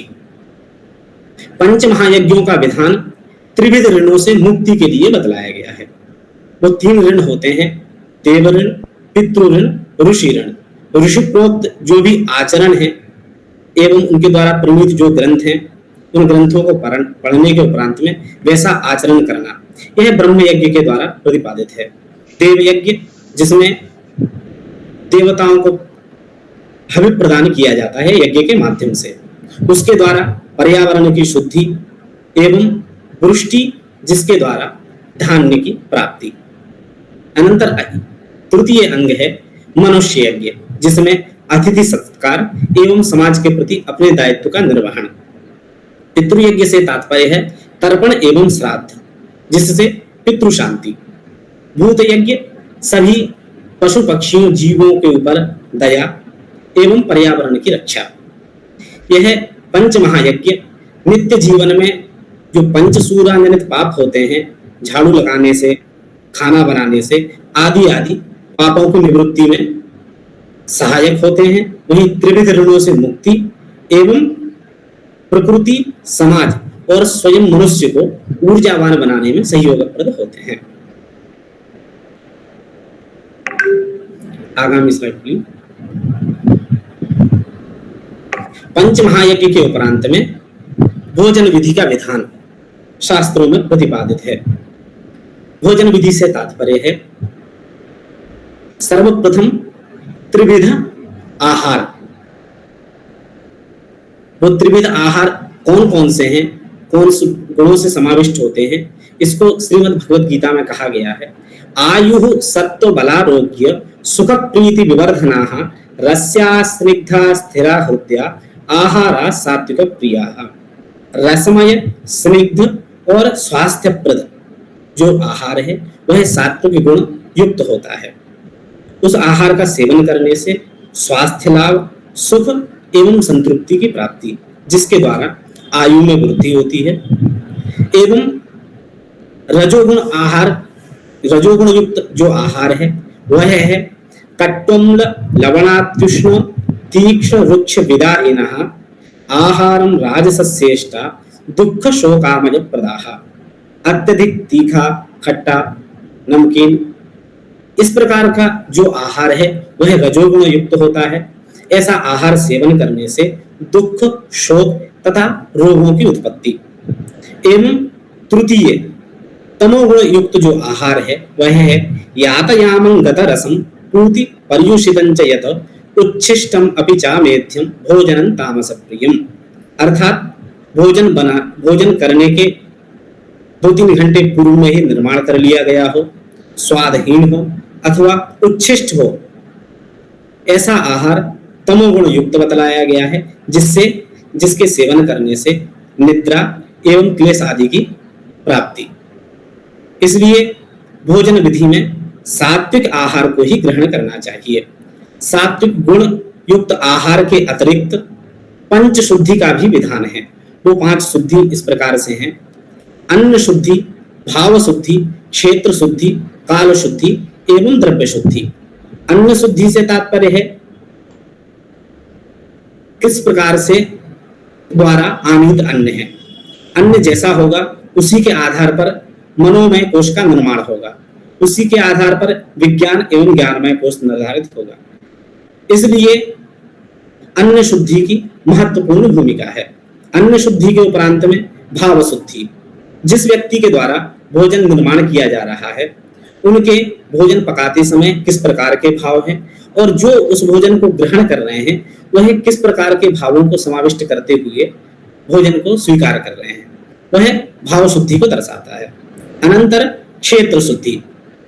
क्षेत्र शुद्धि से तात्पर्य है किस स्थान पर पाकशाला में जहां पर भोजन का निर्माण किया जा रहा है वह सात्विक स्थान हो, वहां का वातावरण शुद्ध हो एवं पात्रों की स्वच्छता हो। क्षेत्र शुद्धि का भी मनों के ऊपर प्रभाव पड़ता है। अनंतर काल शुद्धि, जैसा कि हम पूर्व में ही सुन चुके हैं, संध्या वंदन का त्रिकाल, संध्या वंदन का जो काल होता है उसमें ना ही भोजन निर्माण करना चाहिए और ना ही ग्रहण करना चाहिए। आगामी पंचम जो अंग है वह है द्रव्य शुद्धि। द्रव्य शुद्धि के द्वारा तात्पर्य है किस प्रकार से आमित द्रव्य है, अन्याय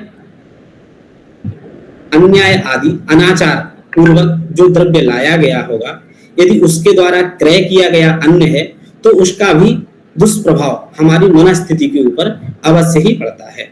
इसलिए भोजन विधि में इन 5 शुद्धियों की एवं इन त्रिविध आहारों में सत्वगुण युक्त आहार को वरीयता देना चाहिए, क्योंकि आहार शुद्धौ सत्व शुद्धि, सत्व शुद्धौ ध्रुवा स्मृति, स्मृति लंबे सर्वग्रंथीनां विप्रमोक्षः। आचरण का संबंध अन्न से है। जिस प्रकार का आहार होगा वैसे ही सत्व शुद्धि होगी। सत्व शुद्धि होने से स्मृति ध्रुव होगी, अर्थात समग्र कार्यों के प्रति अपनी क्षमता को हम आहार शुद्धि के द्वारा ही निर्वहन करने में समर्थ हो पाते हैं। अब हम भोजन संबंधी आयुर्वेदीय लाभों के बारे में श्री देवस्त्री जी के द्वारा सुनेंगे।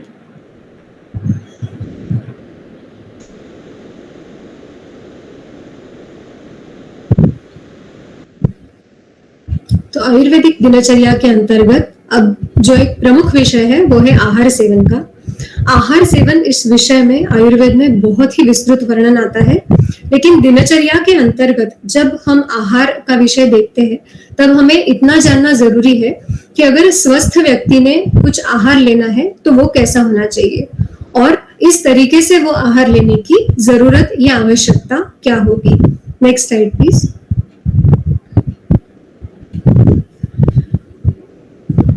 कोई पुरुष या कोई व्यक्ति जो है उसके स्वास्थ्य के विषय के बारे में हम चर्चा कर रहे हैं, तो उसके शारीरिक स्वास्थ्य के लिए आवश्यक यह है कि उसका शरीर जिन 7 धातुओं से बना हुआ है उन 7 धातुओं का स्वास्थ्य अच्छी तरीके से रक्षण किया गया हो। अगर 7 धातुएं अच्छी हैं तो आपका शरीर अच्छा होगा, उसमें बल अच्छा होगा। सातों ही धातुएं अगर सूक्ष्म रूप में देखें तो पंच महाभूतों से बनी हुई है। इसीलिए अगर धातुओं की वृद्धि या उनकी रक्षा करनी है तो ऐसा आहार आपने सेवन करना होगा जिनसे ये धातुएं जो 5 महाभूतों से बनी हुई है उन 5 ही महाभूतों का संतुलन पाया जाएगा। तो इस प्रकार का अगर आप आहार ग्रहण करते हैं प्रतिदिन तो उससे क्या होता है, सबसे प्रथम जो है शरीर की वृद्धि होती है। शरीर की व्याख्या बताते हुए ही ऐसा कहा गया है कि शीर्यते तत् शरीरम, मतलब शरीर का क्षरण तो प्रतिदिन होने ही वाला है, उसे ही शरीर कहते हैं। तो अगर आपको स्वास्थ्य चाहिए तो ये जो क्षरण है उसे बताना, उसको हमें रोकना पड़ेगा। अगर उसे रोकना है और बल की वृद्धि करनी है तो शरीर जो 7 धातुओं से बना है उन 7 धातुओं की वृद्धि करनी होगी। वो वृद्धि तभी होगी जब पंच महाभूतों से संतुलित आहार जो है उसका आप प्रतिदिन सेवन करोगे। ये पंच महाभूत संतुलित रूप में तभी आपके अंदर आ सकते हैं जब आप जो आहार ले रहे हैं वो आहार षड रसों से बना हुआ हो। तो रस ये एक ऐसा कोई भी द्रव्य का गुण है कि जिससे हम जान सकते हैं कि उसमें कौन कौन से महाभूत प्रतिष्ठित है। तो अगर आप रस जानते हैं तो उसके महाभूत भी आप समझ सकते हैं। तो एक विशिष्ट रस का आहार एक या उससे ज्यादा विशिष्ट महाभूतों को बढ़ाने वाला होगा और वो महाभूत जिन धातुओं में प्रतिष्ठित है उन धातुओं की भी वृद्धि करने वाला होगा। अगर 7 धातुओं की वृद्धि अपेक्षित है तो इसीलिए उनमें 5 ही महाभूतों को समाने वाला ऐसे 6 रसों से परिपूर्ण आहार आपको प्रतिदिन सेवन करना होगा। आज हम ऐसे सुनते हैं कि पाश्चात्य विज्ञान में कहा जाता है कि बैलेंस डाइट होना चाहिए, लेकिन ये बैलेंस डाइट जो गिना जाता है वो कार्बोहाइड्रेट, प्रोटीन, फैट्स इनके आधार पर गिना जाता है। जब आयुर्वेदीय संहिताकारों ने बैलेंस डाइट के बारे में सोचा तो उसे कहा गया था कि षड रसात्मक आहार, क्योंकि वो संतुलित है, उसमें 5 महाभूत योग्य प्रमाण से है और उसी से आपके सारे धातुओं की वृद्धि होने वाली है। इसी आहार से बल वृद्धि होगी, क्योंकि बल पृथ्वी और जल महाभूत आपके शरीर में कितना है उस पर निर्भर करता है। इसीलिए आहार भी पृथ्वी और जल महाभूत प्रधान होना चाहिए। जो आहार आप लेंगे उसी से आपके शरीर के अंतर्गत हवन स्वरूप जो अग्नि है, जो सभी आहार का पाचन करके शरीर में आवश्यक जो कुछ भाग है उसे पहुंचाने वाला है, उस अग्नि का भी रक्षण होगा।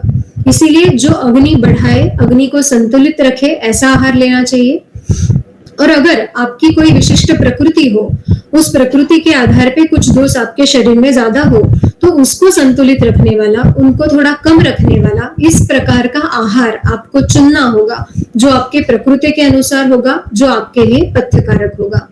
तो अगर इन सभी विषयों पर हम ध्यान दें, तभी इस तरीके से सेवन किया होगा, जो प्रतिदिन आहार होगा वही आपकी स्वास्थ्य की रक्षा करेगा, क्योंकि वो आपके शरीर के दोषों को नियंत्रित रखेगा, अग्नि को बढ़ाएगा, उसे नियंत्रित रखेगा, धातुओं का वर्धन करेगा, मलों को कम से कम बनाएगा और उसे निकालने में सहजता रखेगा, आपके मन और इंद्रिय इन सभी को प्रसन्नता देने वाला होगा। तो ये जानकारी हमें होना जरूरी है कि जब भी हम प्रतिदिन आहार सेवन करें तो उसमें सब रस हो, सिर्फ मीठा खाना नहीं है, सिर्फ तीखा खाना नहीं है, सिर्फ खट्टा या नमकीन खाना नहीं है। तो मीठा, तीखा, नमकीन, कसेला, ये सारे रस आपके आहार में होने चाहिए, तभी आपके शरीर में संतुलन बना रहेगा। कोई एक ही रस का आहार अगर आप प्रतिदिन सेवन करते हैं तो उससे कोई एक ही धातु की वृद्धि होगी, कोई एक ही दोष की वृद्धि होगी। इससे परिणाम ऐसा होगा कि शरीर में पूरी तरीके से असंतुलन बढ़ जाएगा, और दोष और धातुओं का असंतुलन हो गया तो व्याधि की उत्पत्ति तो होने वाली है, स्वास्थ्य की रक्षा नहीं होगी, व्याधि की उत्पत्ति हो जाएगी। इसीलिए दिनचर्या में जो सबसे महत्वपूर्ण घटक है, उस आहार का सेवन करते वक्त हमें यह ध्यान में रखना जरूरी है कि हम सभी रसों का अंतर्भाव हमारे आहार में करें। उसकी मात्रा पर भी ध्यान देना जरूरी है। तो पेट भर के, पेट फूलने तक खाना ये कभी भी अपेक्षित नहीं है।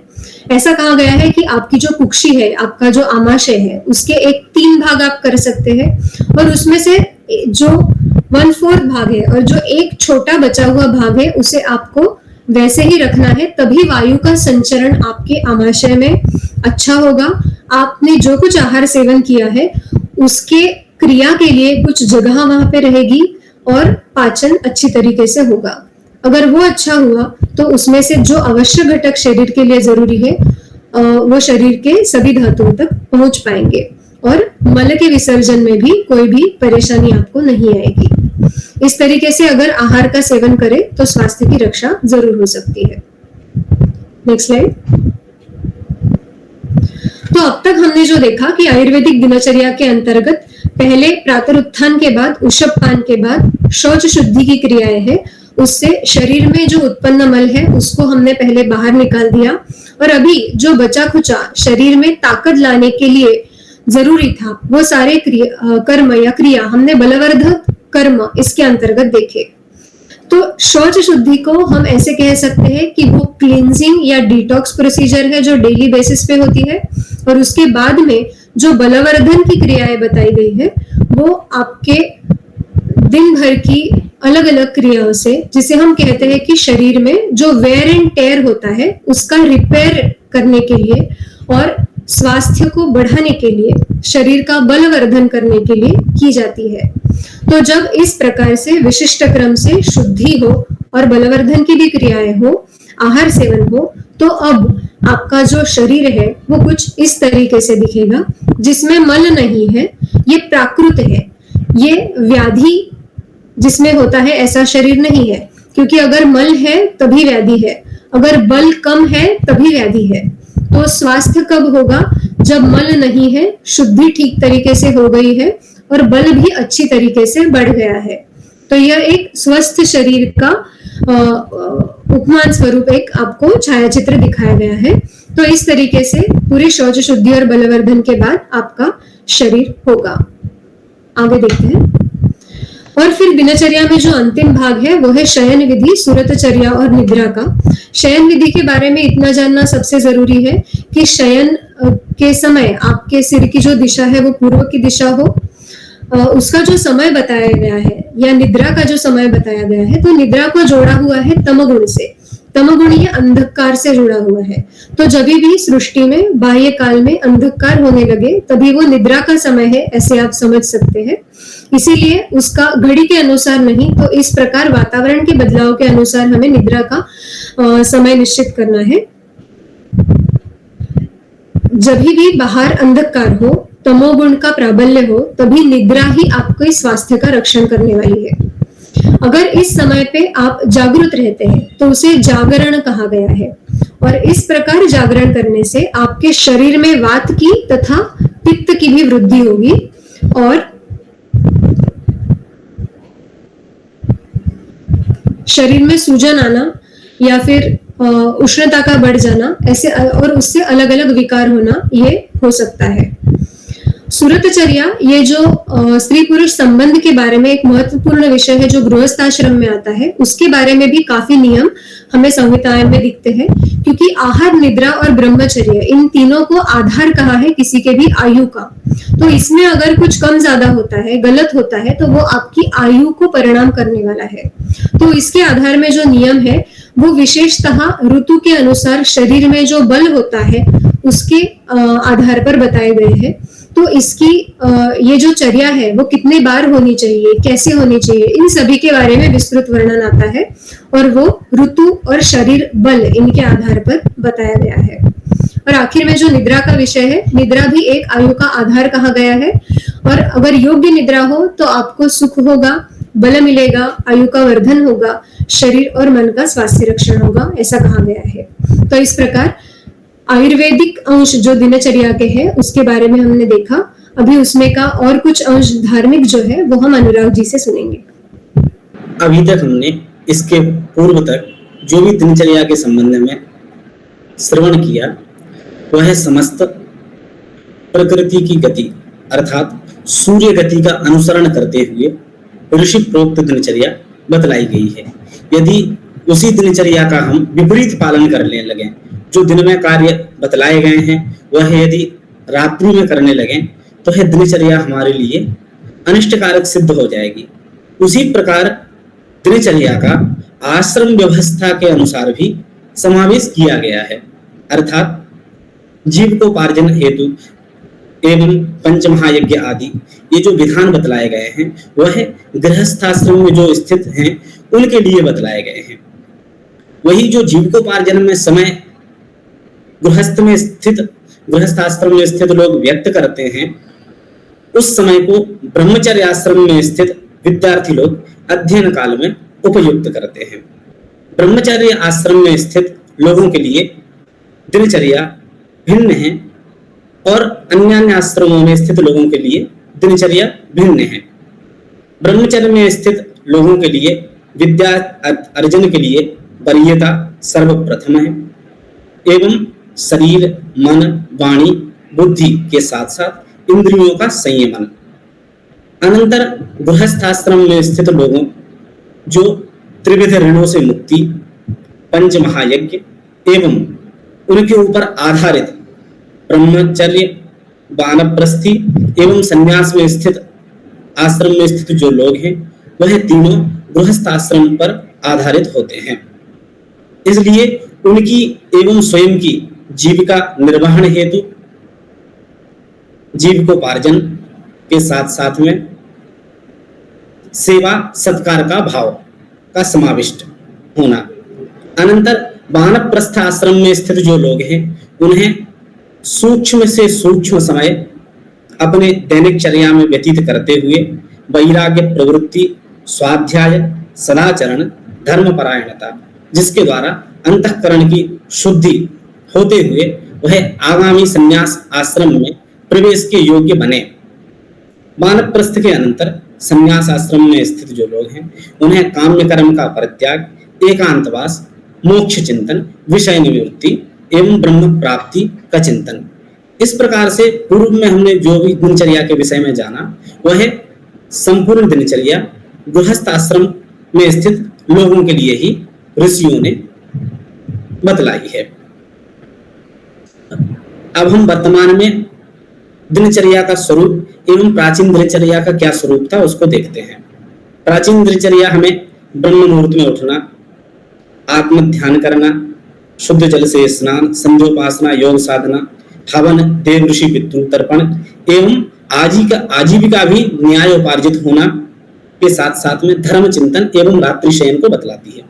किंतु आधुनिक दिनचर्या 8 बजे तक बिस्तर में पड़े रहना, संसार के प्रपंचों का स्मरण, स्नान आदि न करना, वहीं आधुनिक यंत्र मोबाइल आदि में व्यस्तता, धूम्रपान, बड़े बूढ़ों के प्रति श्रद्धा का नष्ट हो जाना, श्रेष्ठ जनों की निंदा, स्वार्थ चिंतन, रात्रि जागरण, दिन में शयन, इस प्रकार से संपूर्ण वर्तमान की जो दिनचर्या है वह पश्चिमी जीवन पद्धति एवं उनकी दैनिक जीवनी का अनुकरण बतलाती है, जिसके कारण से अव्यवस्थित दिनचर्या, अतार्किक शौच, भक्ष्य अभक्ष्य का चिंतन का नष्ट हो जाना, रात्रि में जागरण, मांस मदिरा में अनुराग, उन्मुक्त काम एवं समस्त शुभ कर्मों का परित्याग, जिसके प्रभाव से अशुभ आचरण की ओर लोग उन्मुख हो रहे हैं। यदि स्वास्थ्य रक्षण के साथ साथ में धर्म, अर्थ, काम की प्राप्ति के साथ में मोक्ष प्राप्ति, पुरुषार्थ चतुष्टय की प्राप्ति अपेक्षित है तो शास्त्रोक्त दिनचर्या का पालन जीवनचर्या में अवश्य ही करना चाहिए। दिनचर्या से संबंधित और अन्य विशेष जानकारी के लिए उद्धरण में दिए गए लेखों के माध्यम से भी जान सकते हैं। लोकाः समस्ता सुखिनो भवन्तु। धन्यवाद। Thank you, Devshri ji and Anurag ji, for this nice presentation and a detailed description of how the Dinacharya should be conducted by everybody in their lives, how Sanatana Dharma relates everything to the Dharmic Jivana Vidhana or the style of living. Is very well presented in this talk. We are sorry for the technical issues that have come up. If there are any questions, please do raise them and we are ready to take them. You can have more information about all these articles on dharmawiki.org. You can look up the articles in Ayurveda. There are a lot of them, all the Abhyangan, Snan, Vidhan, etc. All of them have been very well described by Devshri ji. And you have Vyayam, Pranayam, Abhyang, and Nasya. All these articles are well presented. For more information, you can check these articles out. And in case of understanding the Dharmika Dinacharya, there are other articles pertaining to that, the pranayama, etc. And both Hindi and English articles are available. So please do check them out, and you can have more information by being in touch with our WhatsApp community. And you can get a feedback. If you click on the feedback link, you can get the participation certificate. So please make sure that you access the feedback link and give your feedback. And you can reach out to us through any of these social media, so the YouTube comments, etc. Or you can write to us. You can send your feedback through Dharmawiki email IDs. We have one question here. What is meant by achieving Purna Ayu? There is a question that if you can take it. So, Purna Ayu is not the word which we can find in Ayurveda Samhita, but the description about the length of Ayu that we can get in Ayurveda is one, how the span of Ayu has decreased as per every yuga. So what was the span in Satya Yuga, then how it has reduced to Kali Yuga. So it has been described that in the previous yugas, the time span or the Ayu was of 400 years, 300 years, then it reduced to 200 years, and now in Kali Yuga, the Purna Ayu or the Ayu span is 100 years. But again, person to person this can differ. And there is a concept called as Kala Mrityu and Akala Mrityu. So for a person, if a Kala Mrityu happens at say 70 or 80, then that could also be his Purna Ayu. Okay, if you look at it from the Ayurveda's perspective. So if it is a Kala Mrityu, then that could be the Purna Ayu for that person. But if a person dies earlier, prematurely, because of some accidents, some diseases, then it would be called as a, which could be because of the mistakes of that person, which could be in his diet, in his lifestyle, in his activities, then that is called, because not taking the proper care of his life or his body. And if in that way the death occurs, then that is the Akala Mrityu. So I think only these relevant descriptions about Ayu we can find in Ayurveda with respect to the question that has been asked. Thank you. Gunjanji, yes, there will be recordings available and we will be posting them on our Dharmaviki channel shortly once they're all done, and they will be uploaded. So definitely please do visit back the Dharmaviki channel to listen to all the talks in this series. There have been 6 talks and all of them will be posted on the Dharmaviki channel. And please do stay connected with us through the WhatsApp channel. And if you have any questions or if you have any issues, please do definitely write to us, and you can reach out to us in any of these channels. Thank you. Thank you one and all for participating and staying this long, going through the technical issues. We appreciate your support. Thank you. Namaste.